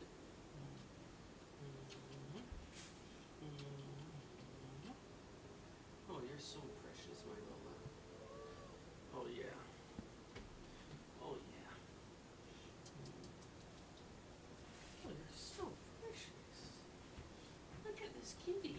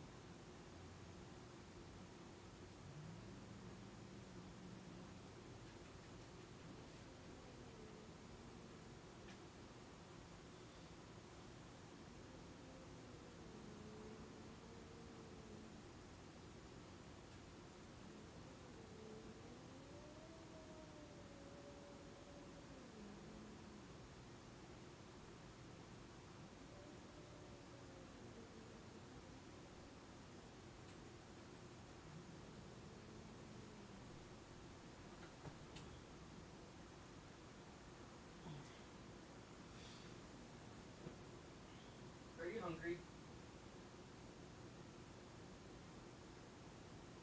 Oh my cutie. Oh my cutie. Come. Oh my pretty. Hi, my pretty.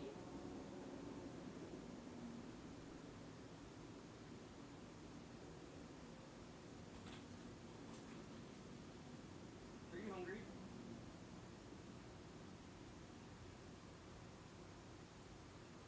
Are you hungry?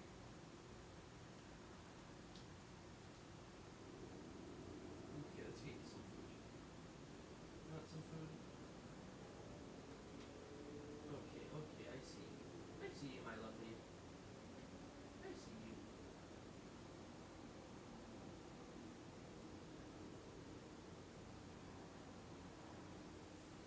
Kangaroo? Kangaroo.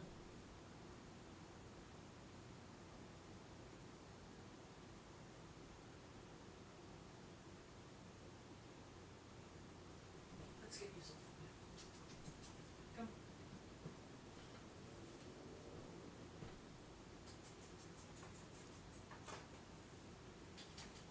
Hi. Hi, my lovely. Hi, my lovely. Oh, my lovely.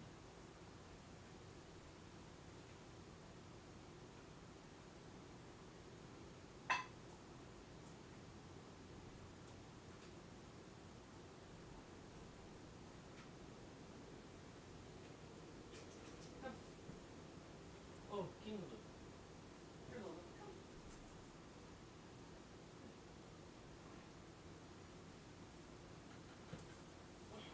Don't worry. Kingaloo has his food. Hi, my boy. Here, my handsome. What do you want over here? Okay, come. Where do you want to eat? Want to eat over here? Okay, come. No, Kingaloo. No.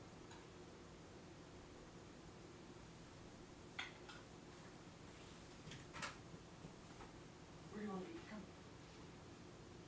Come on.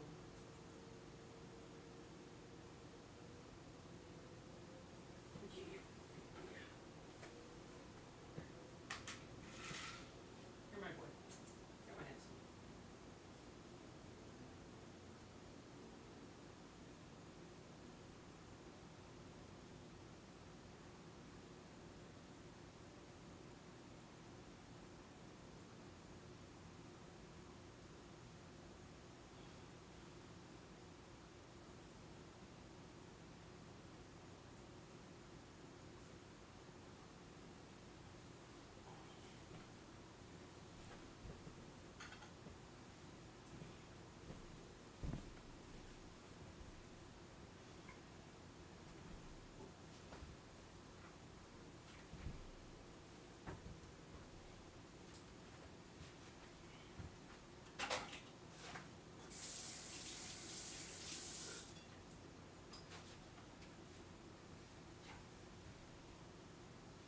Okay, so.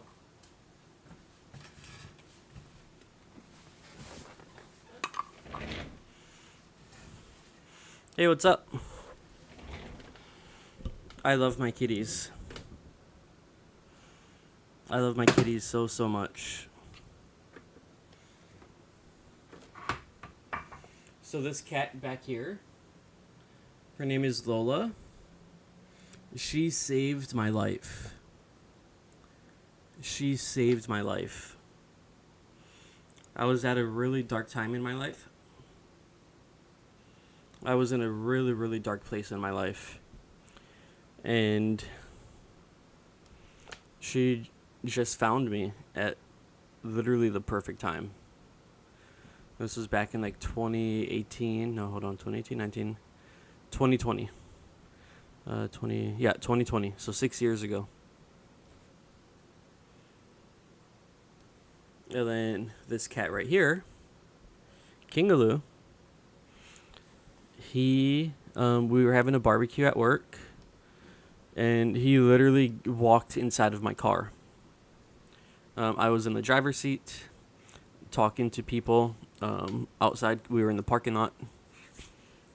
So I had my door open, and I was like sitting outside.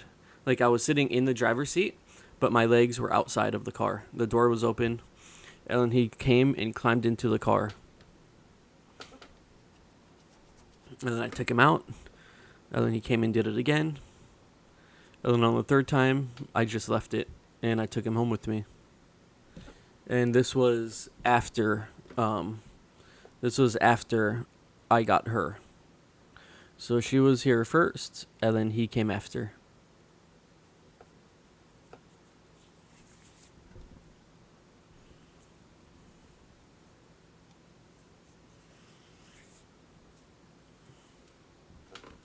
Kingaloo? No. Kingaloo?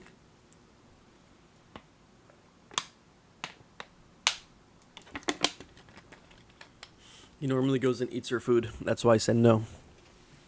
But I wonder why Lola's not eating. Lola. Hey. You're not hungry? Hi, my girl. Hi, my girl. What's the matter? Hi, my pretty. Oh, you're so pretty. What's the matter?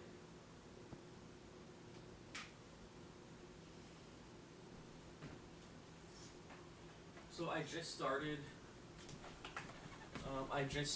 buying this new cat food, and I don't know if they like it or not. The only reason why I got this one is because it's more expensive. Than the Fancy Feast, and I figured the more expensive the cat food, the better ingredients and the healthier it is, and the better it is for them. So that's the only reason why I got this one.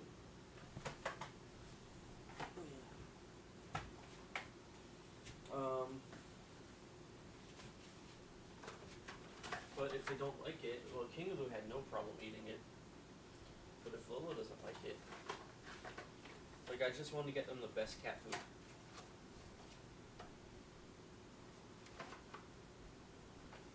So yeah, Lola's not eating it. I'm gonna go buy a single can of cat food, the one that she normally likes, tomorrow, and compare the two. Yeah, this one is more expensive, so I figured it was better.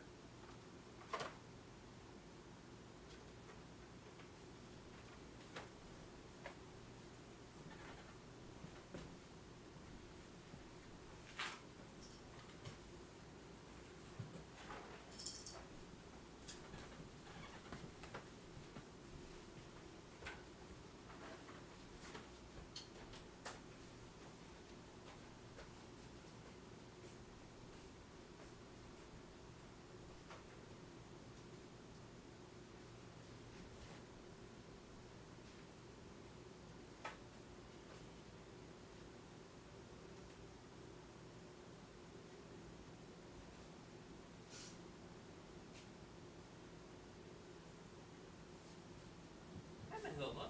Oh, you want to play? Oh, me and her, we have this game where she'll chase me and then I'll chase her, and she'll chase me into the bathroom, and then I'll come out and I'll pretend to run after her. And then this one time, she went like this. So pretend I was over here, and she's over here. Okay. So she's running after me, and then I stopped and I turned around and I went like this to her. And I scared her, so she was running, and then she stopped, and then she jumped up in the air, and then she ran this way. It was super cute. She was running, and then she stopped, jumped up like she was scared, and then ran back.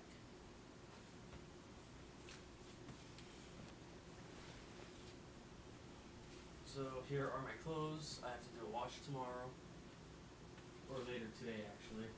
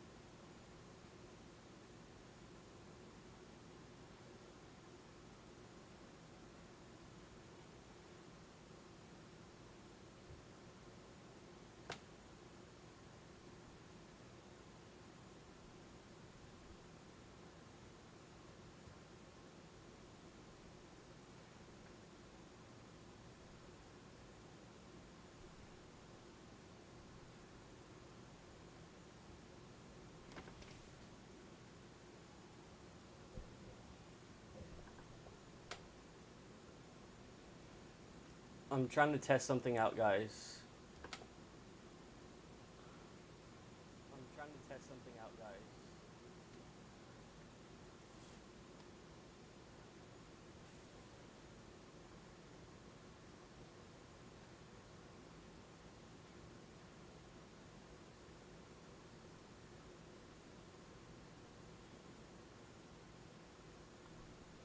This is where we go.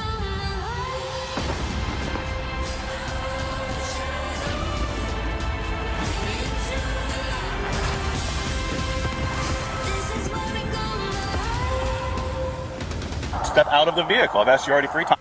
When I signed on to do the film, I said that ending has to be, I got in my contract that ending has to stay. Because I'd had experience on something before where something that was controversial would stay. Step out of the vehicle. I've asked you already. Tell you a story of something that really happened that's really funny. Step out of the vehicle. I've asked you already 3 times. Calm down. Something that really happened that's really funny. When I signed on to do the film, I said, when I signed on to do the film, I said,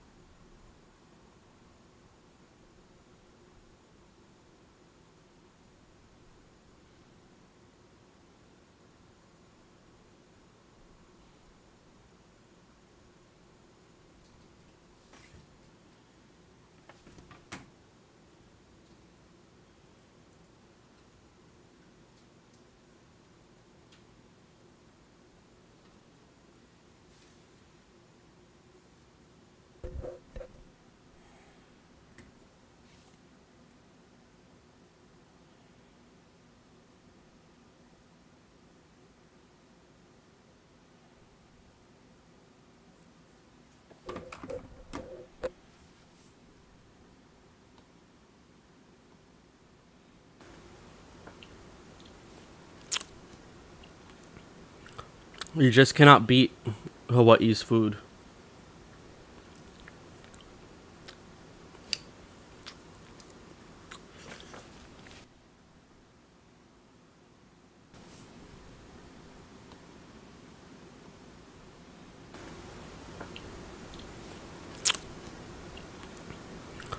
You just cannot beat Hawaii's food.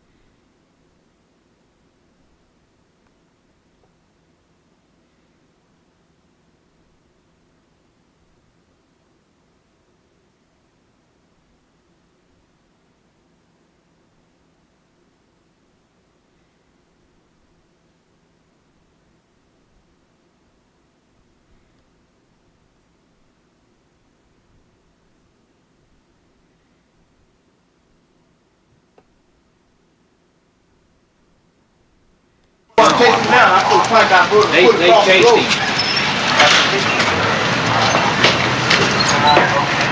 Watch out.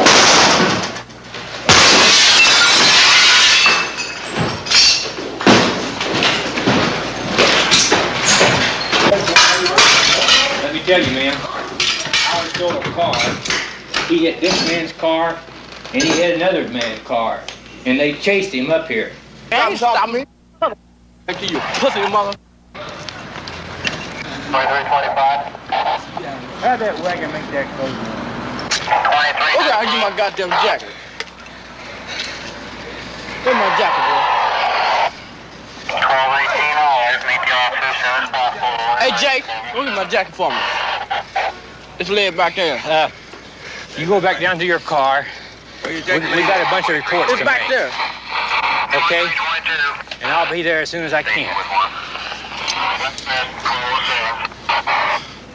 What, did you come down the back steps? Yeah, I guess you remember when I kicked the door. I ain't got no goddamn back steps, and you better not kick my door no more. I kicked it, fella. So don't kick it no more. You heard what I said. Your own people here knows you and chased you, Howard. Ain't nobody chase me, nigga. You crazy.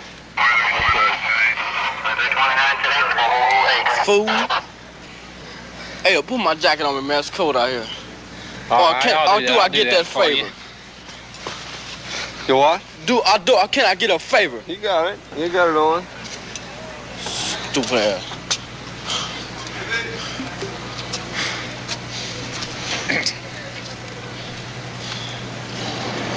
Say, man, I'm killing you when I get out. You and your little punk brothers and that there. And you don't believe you don't believe that I do something to you, ass little sissy ass cousin or brother, whatever you. He ain't nothing but a punk himself. You run into my car, you can stop and talk to me, man. Hey, that's right, nigga. I got the handcuffs on too. I'm not talking to you, baby. Whatever you say, bitch, you raised mother. In my car, I'd have shot you. Yeah, I would have shot back too. Yeah, would you? You're a killer at heart. Here's your gun. Yeah, I'm a killer. All right. Somebody pushing me, man. What's wrong with you? Hands off me.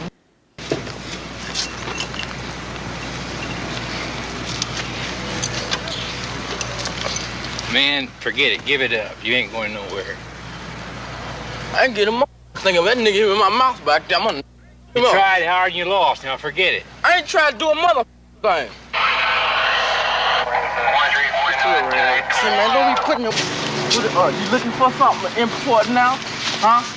I don't see anything of important. He hit another man's car, and they chased him up here. Stop me. Thank you, pussy mother. Have that wagon make that close. Okay, I'll get my goddamn jacket. Where's my jacket, bro? 1218 always meet the officer as soon as possible. Hey, Jake, go get my jacket for me. Just lay it back there. You go back down to your car. We got a bunch of reports It's to back make. there. Okay? And I'll be there as soon as I can. What, do you come down the back steps? Yeah, I guess you remember when I kicked the door. I ain't kind of no goddamn back steps and you better not kick my door no more. I kicked it, fella. So don't kick it no more. You heard what I said. Your own people here knows you and chased you, Howard. Ain't nobody chasing me, nigga. You crazy. Fool. Hey, put my jacket on me, man. It's cold out here. All right, I get that favor? You what? Can I get a favor? You got it. You got it on. Stupid ass.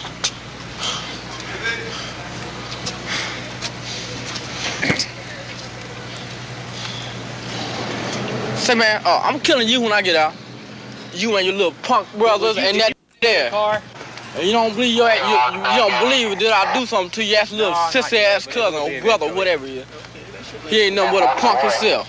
You run into my car, you can stop and talk to me, man. Hey, that's right, nigga. I got the handcuffs on too. I'm not talking to you, baby. Whatever you say, Bitch raised mother. In my car, I'd have shot you. Yeah, I would have shot back too. Yeah, would you? You're a killer at heart. Here's your Uh-huh. gun. Yeah, I'm a killer. All right. Someone be pushing me, man. What's wrong with you? Hands off me.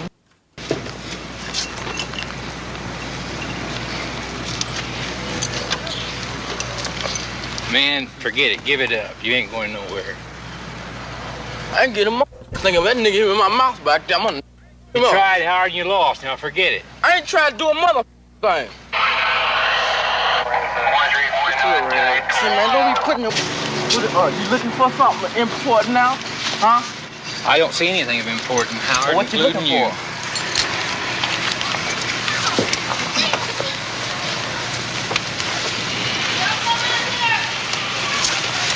Say, man, would it mean too much to after just to cut their hand off me? Yeah, I would. What'd you say? Get my socks out my pocket. Get my socks out my pocket, man.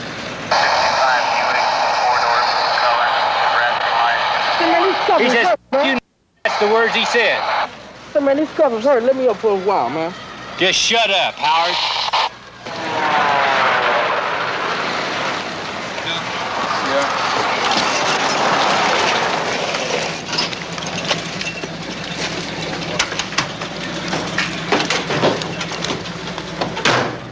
Take him to ABS when we find how old he is. 2320 is just 12th and Euclid. 2320, make a call for 12th and Euclid, any other car in the area.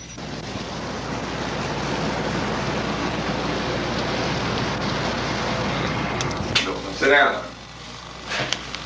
Huh? You stay there. Say, man, you gotta be getting Sit tough down. because you in the police station.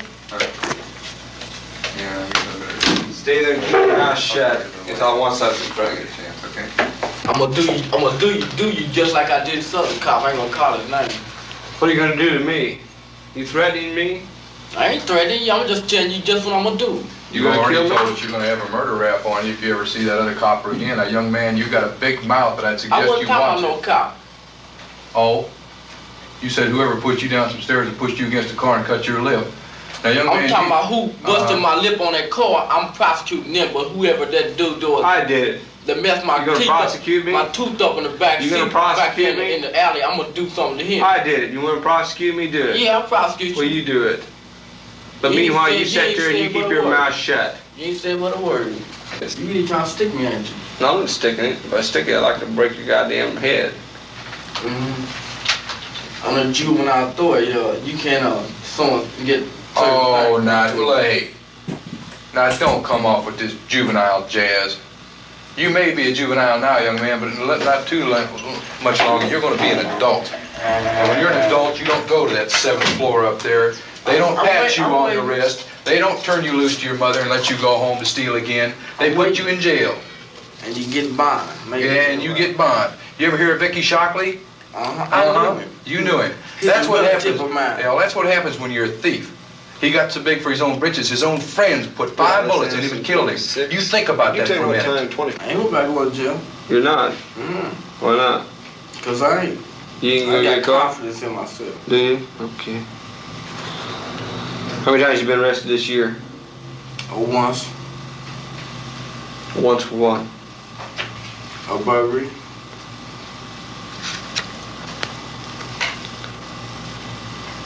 What did it do to you? Let you go? Pat your hand? As usual. As usual, huh? You like that, huh? You think that's great being juvenile, huh? I can do it if I was older. My cousin did it. I can do it too. Who's your cousin? Lynn Kelly. Oh, boy.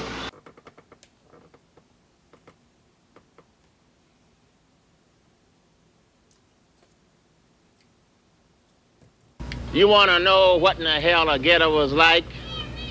You want to know what in the hell it's like to live on the stinking west side of Chicago? Well, me and my little black brother are going to show you, Whitey. Watch this. I'm Dave Dugan, and we've invited a cross-section of concerned citizens to a meeting in Chicago. Our question is this: will anything move the white man and mobilize the black man to end the domestic war and bring about a constructive peace? The place we've chosen to ask that question is Chicago. My name is Russ Meek. I am a writer, a musician, a poet, and I live in the black ghetto on Chicago's west side. This somewhat imposing building, the Chatfield Apartments, is my daily abode. I am one of those who love Stokely Carmichael. I am one of those who believe that nonviolence is the philosophy of the fool, and that we are a new breed, a class of black men and women who would rather die on our feet than live on our knees. This is also a street where people live. This is not Washington Street, this is Maypole Street. When I was a kid, a maypole meant a festive celebration. And I think of drowning people being told, don't try to swim. And when you look at this street, you wonder about the man on the stoop. You see him in his red shirt, and you ask him, how are things going, as I did, and he'll tell you, not so good. This too is my neighborhood, where my black brothers and sisters live and die. And this guy, he's just back from Vietnam 4 or 5 days ago. And when we talked, he told me one thing sure, that not like MacArthur, he will not return. What are they fighting for? Well, maybe for these guys, these Madison Street merchants, these exploiters of my people. Yeah, and look, not only do they exploit us, but they also have fringe benefits, like that. I bet their daughter would never marry a nigger, because her daddy would lynch him. And here's the liquor store, along with the bars. White owners? Yeah. White managers? Yeah. But then black power works too. Ask A&P. These guys are now managers. Yeah, that's right. And why? Not for humanitarian motives, but because black power stepped in. Gee, look at this. They sell everything in the way of food. How about those garbage cans? Last week I saw a young black boy, about 7 years old, eating from them. Yeah, in the midst of plenty, they starve. But here we see them telling jokes to colored kids. Oh yes, that's what they said. I said, what are you teaching them? They said, oh, nothing, we're telling jokes. And around the corner, they eat out of garbage cans. Hey, this guy don't miss many a meal. He's a little con man, yet he has the dignity of futility. He graduated from the back alley blues and came around to the walk, the street. See those cars? passing by want me to tell you why. They're the colors of the flag, blue and white. And the Gestapo keeps going by and by. Here are the young guys who we might say are the counterparts of the garbage cans. Yeah, that's right. Their little baby black soul brother eating out of a garbage can. But listen what they've got to say. Dr. King, Whitney Young, Roy Wilkins, Reverend Henry Mitchell, do you speak for them? Hell no. And I'm just for violence, that's all. I'm tired of it. Prayed too long. I'm tired of it. We just beg and beg and beg, and he keeps saying no, no, no, no. I'm tired of it. The white man gave me everything now that he has deprived me of, my people of, for the past 400 years. I could still not forget the slavery that he has taken my people through for 310 years. Then in other words, there's no compromise. That's right. There has to be complete separation. That's it. Is this a school or a meat factory? Where a young man who wanted to learn about black history was told to go back to Africa. White principal, white vice principal, white counselors, black students, 1/4 of whom graduate. Gee, look at this beautiful black woman I'm talking to. Yeah, she's a college grad, a statistician, brilliant, articulate, but oh so revolutionary. Baseball diamonds are surely in the rough these days. Here they play while a dog dies in the alley. Rats eat cheese. They also eat babies. We say no more to the rats, and we say no more to you, white America. The die is cast. You shall pay for the past. That's his neighborhood as he sees it. Mr. Meek, why do you suppose that it's actually been relatively cool in Chicago this summer? Is it because things are better in Chicago than other cities? Well, first of all, the question of cool is relative, because what the white media and the white power structure means by cool means that on the surface they don't see anything. But there's revolutionary ferment in Chicago, perhaps more so than any other city. Well, why hasn't it erupted, sir? That's a question you might ask the white folks. See, because we don't go around advocating riots, we advocate revolution. And a revolution takes the form that's necessary for it to be victorious. You might ask Reverend Mitchell, because he has the vigilante force out there in our neighborhood, he says, patrolling the streets to keep the niggers quiet.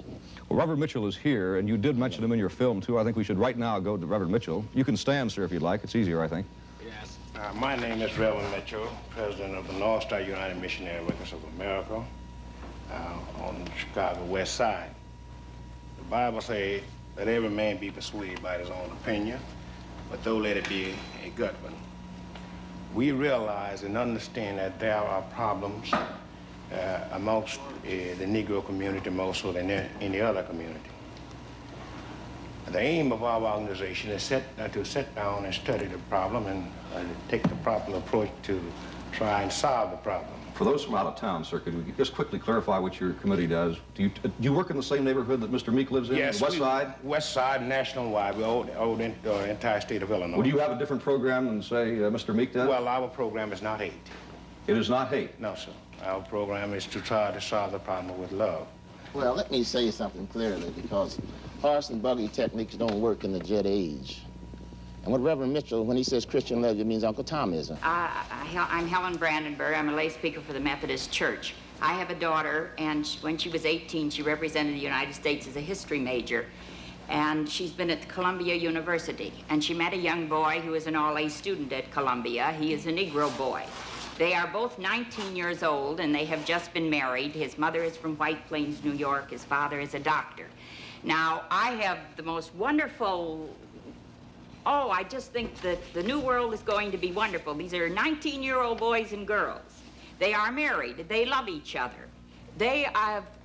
My daughter has been raised as a Methodist. For 20 years, I have served the Salvation Army at Camp Lake, Wisconsin. And there, my daughter has learned to be with little Negro children and love them. And I never thought anything about her marrying one. I have 5 children. I have a Methodist minister, and he has is 28 years old. He's the youngest boy in the Rock River Conference, and he has just married a Chinese girl who is herself also a missionary. So you believe in Christian love, then, as soon as the Reverend does? Well, this is what our children are doing today. This is a wonderful thing that we can look forward to. America, 19-year-old children who are students at Columbia, who have, they have learned about religion from their parents, and yet this is what it has been interpreted to them, to love one another. They're going to grow up and raise children, and that's what America will be. This boy back here? Yeah. Well, that looks like the boy that was in the film, I believe. Yes, I'm one of them. My name is Reginald Dobbs. I live at 3319 Maple, one of the ghettos areas that was pointed out in the film. I'd like to direct a question to Reverend Mitchell. Do you think that we will be satisfied with the jobs they are giving us? Yes, son, I think so, simply because we are asking that you be trained on the job, and they start you off with a certain salary starting rates, and you would be promoted up to the maximum of the job. No, I don't believe that. The white man is gonna keep you where he got you. You're not going no higher than he wants you to go. And we ain't gonna settle for nothing but all the way. And about this violence and non-violence, I'm for violence. Because we have pleaded for the last 400 years. What would you say to a boy like that? Because this happens to be, coincidentally, the young man in the group that Mr. Meek said you did not speak for. How would you talk to a young boy like that? Well, I would say I would definitely have to use the Bible, Mr. Duncan. No, I don't want to hear that. Well, this is my only way. I ain't no Uncle Tom. I need to hire a professional. I need to hire someone to come into my house and help me with my setup.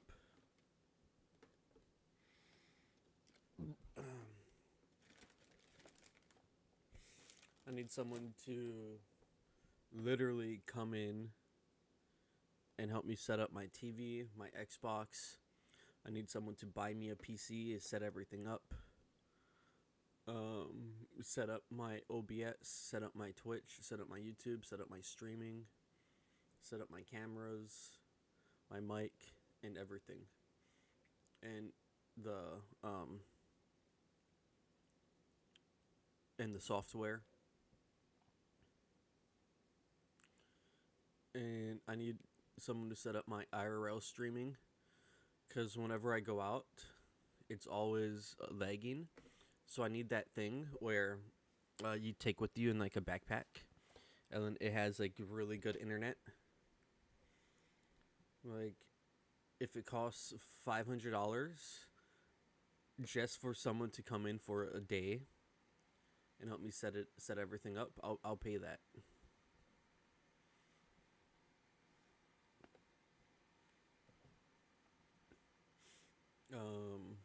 Yeah, because everything here, inward rigging everything.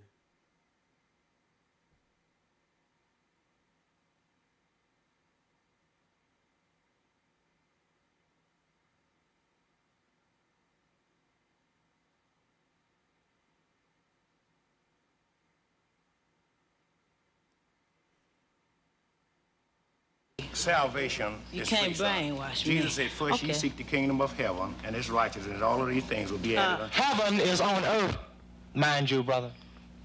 Yeah. Let me see. You have anything more? How about the other lad? Where you gonna go when we start revolution? Whose side are you gonna be on? Are you still gonna be on your knees begging for us jobs?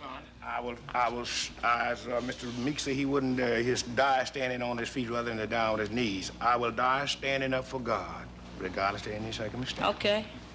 Have God ever told you to let this white man rule you like he is? Well, young man, you first must be born again. God is a spirit. I ain't born again. I ain't got to be born again. See, I was born in a new generation. Your mother could have brainwashed you, but can't nobody brainwash me. I'm ready. It's gonna take young boys like us to win the revolution. The white peoples realized today that they was wrong for enslaving the Negro. The great mass. May I finish? I'll wait. Why, if you so militant and so intelligent, why don't you keep your mouth shut? I'll tell you why, Reverend Mitchell, because I'm sick and tired of you standing up there on a television camera, a black man with a white heart and a white face. You're a black Anglo-Saxon. You're a disgrace to the race to stand and talk about a white man loving you. Ask Medgar Evers' wife.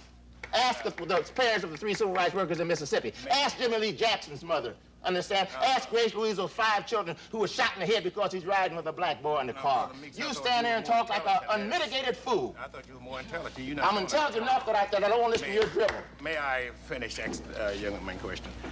Son, I'm sure that the great mass of the white people realizes that they was wrong for enslaving the Negro. Let's get this lady back here.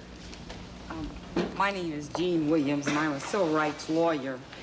What has kept Chicago from erupting has been the open suppression and Gestapo-like tactics that the Chicago policemen have initiated in the black neighborhoods. Wherever there are 5 or more Negroes congregated, they move in, they break up those groups.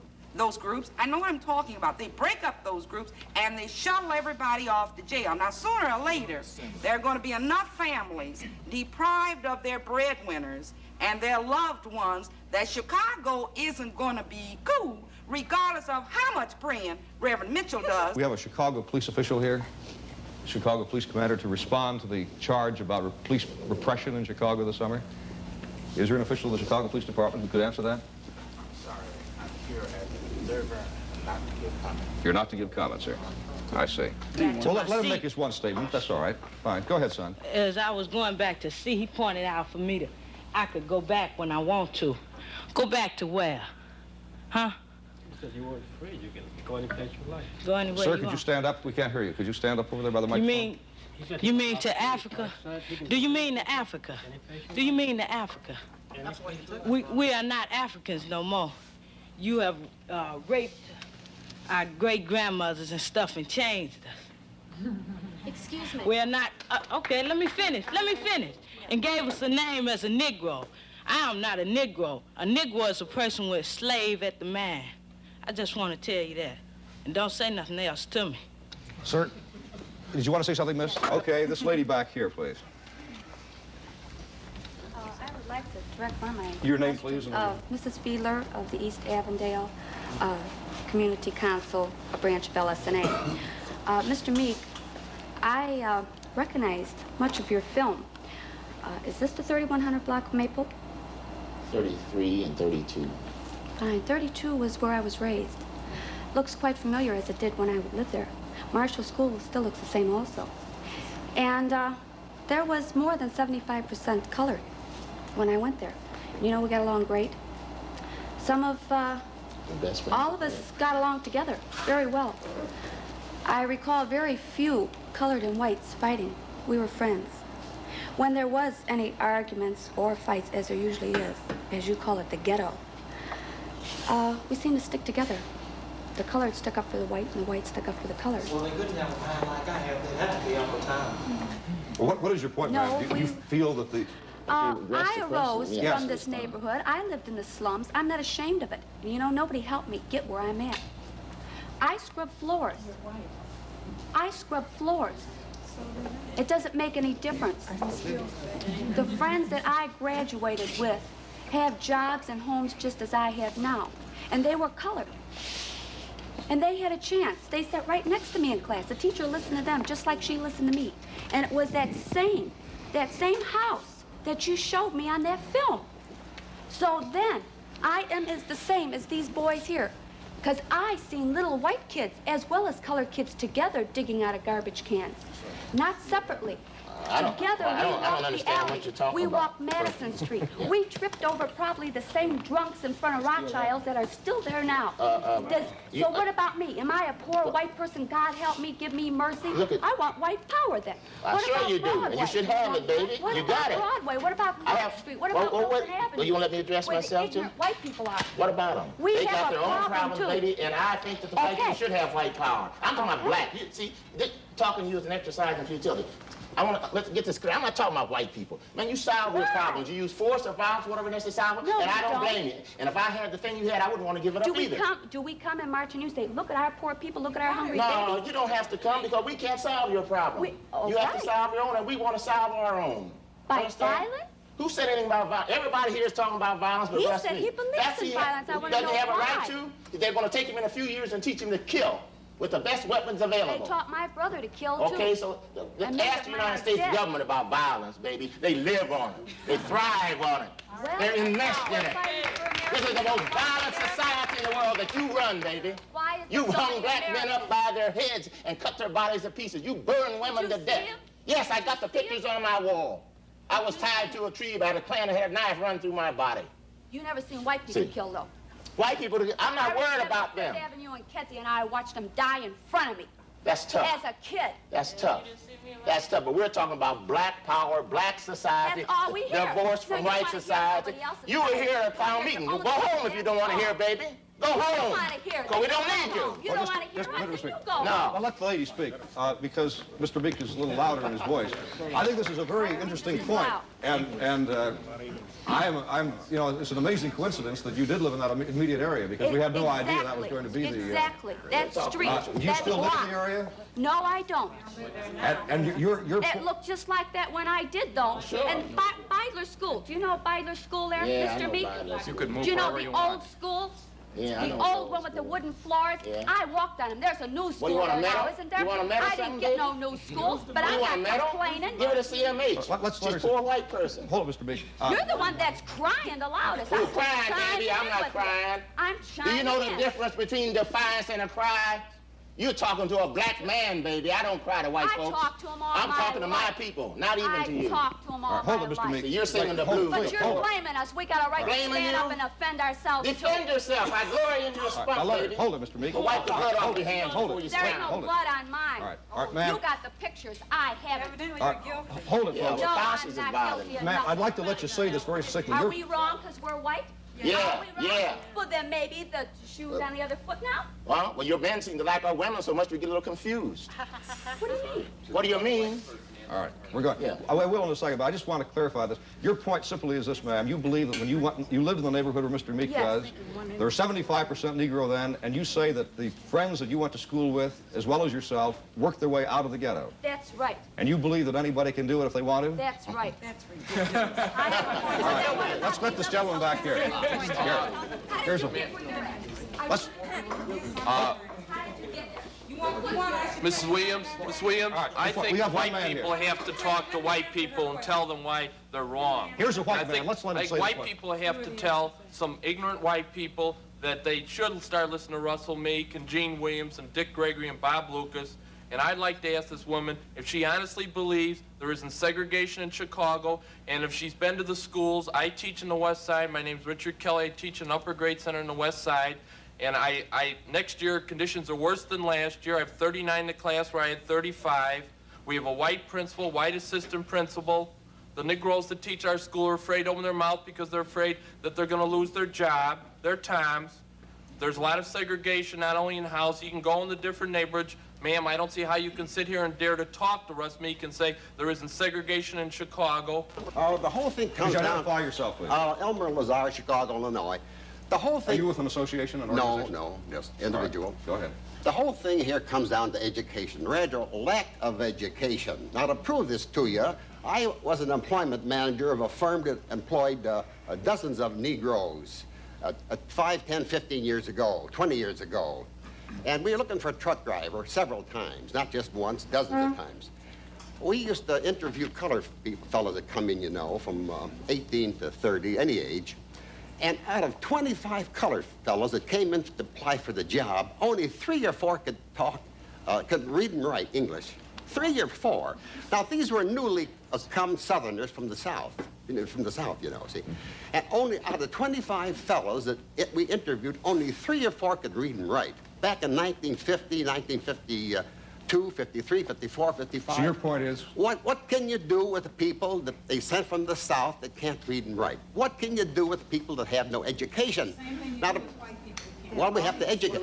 The South should not be allowed to send these colored people up here.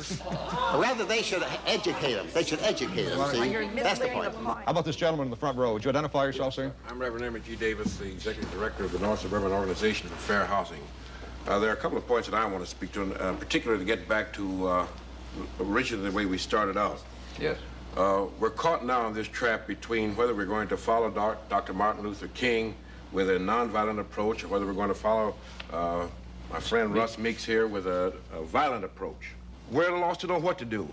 We tried Dr. King. We're afraid to try Meeks. Are you afraid to try Meeks? You're afraid to try Meeks? Some of the people on the North Shore aren't afraid. They've gotten a little sophistication because they've been able to move to the North Shore. Are these Negroes you're talking about? Negroes, yes. Middle-class Negroes.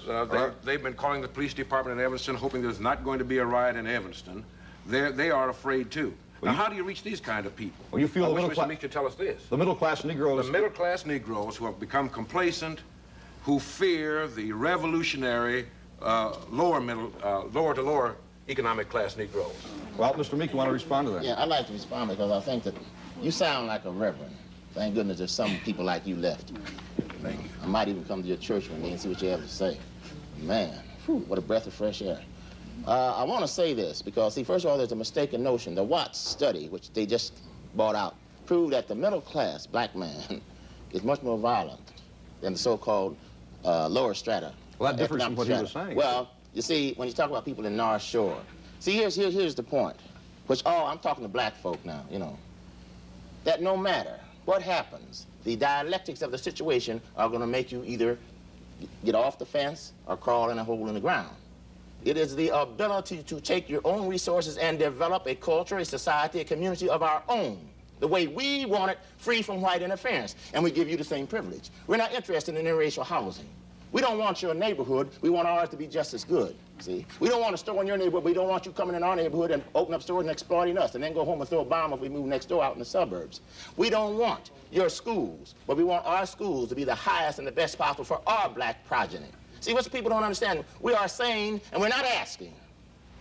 You see, the die is cast, as I said. We're not asking. We're saying this is the way it's going to be. Well, Mr. Meek, why do you feel, as an example, just to zero in on this, why do you personally feel that Martin Luther King's way is not the way to work? Well, it's very simple to me, because it hasn't worked. He's talking about new techniques, tying up the city. You don't tie up no city. You don't tie up a city. There's no such thing as massive civil disobedience. There's two things. There's you either have a revolution, because the moment he tries that, the police force with the live bullets from every day talk about going to open up on him. And what's he going to do about the black folks laying out there in the street with blood running out of their bodies? You think that then he's going to lose control, then he's going to run and call the president and say, send the troops in. You see? Let me ask you a question. What if every Negro employee of the CTA picked one day in September to get sick? Wouldn't that tie up the city? No, they'd get fired, they'd put white folks in their place. From the Catholic Interracial Council. I'm also a Democrat, and about 1,000 years ago, there was a Greek philosopher who said that those who do injustice are more harmed.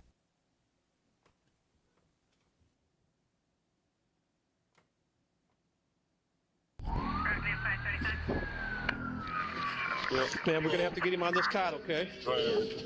Would y'all treat him the same way? Absolutely.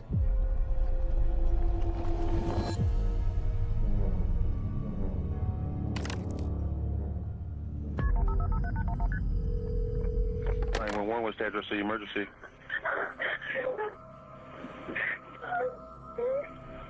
911. I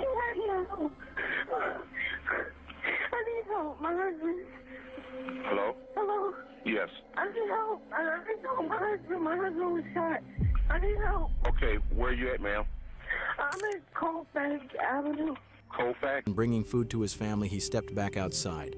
That's when his wife heard gunshots coming from the side of the house near the driveway. She ran outside and found her husband lying next to his pickup truck in the driveway, badly injured and suffering from multiple gunshot wounds. Who's this guy that's shot in the head? Husband. In the head? Yes. Okay. What's his name? Tyrone Hassel. Yes, sir. The story of how Tyrone met his wife goes back about 5 years before this tragedy. Tyrone was starting his second year of college when he decided to join the Army. In 2015, he met Kamaya while they were both serving in the military and stationed at Fort Carson. A case of mistaken identity that tragically ended with Tyrone interviewed Tyrone's stepbrother and took his statement, then followed up by speaking with other witnesses connected to him. They pushed this lead as far as they could, and it took about a week to interview everyone involved. But once again, it went nowhere. As the investigation continued, the evidence police gathered made one thing clear: the stepbrother was not involved. There was no indication that he, or anyone he had issues with, played any role in the shooting. On top of that, his appearance was very different. He had long dreadlocks down to his shoulders, making a case of mistaken identity with Tyrone highly unlikely. In cases like this, when police don't have an initial suspect, they're forced to follow every possible lead. After that, police began receiving a large number of tips from the community. In several of those tips, callers said Tyrone had been seen in the roller rink area, where he was involved in a verbal confrontation with another person. Detectives then located Tyrone's friend, Dylan. They brought him to the police station to talk in more detail about what had happened and see if it could be connected to the shooting. What did you see there? We got there, when we see him, I'm speaking, he just give us an odd look, and then like, Tyrone cut out early. So this drama dude was on Apple Street too? Yeah. Wherever that was? Yeah, he just like give off this vibe. He mentioned that there had been a verbal altercation with a guy known by the street name Drama. Investigators decided to follow up on that lead to see if it had any connection to Tyrone's murder. They also brought in 2 other friends for interviews, hoping to get a clearer picture of what really happened. So the reason I'm here, you were at the roller rink Sunday night with Ty. With his car, got back in, a couple of seconds later, he got out again, completely, and started walking. And I watched him, and he went and turned left. Okay.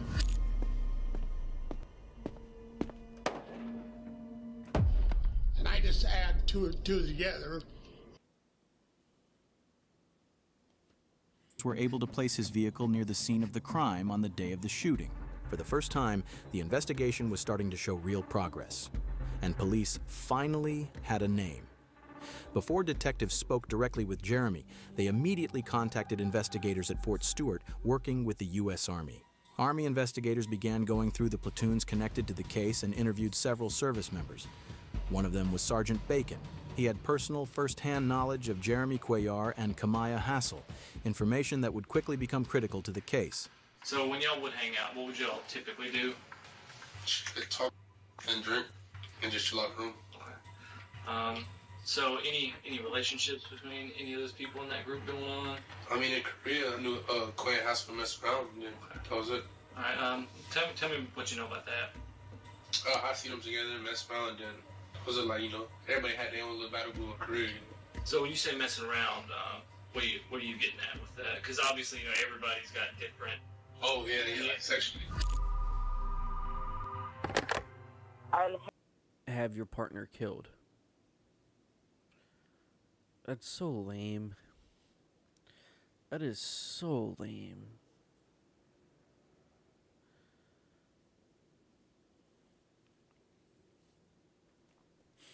Like, that is bottom of the spine. Like, that is so low frequency, bottom of the spine thinking.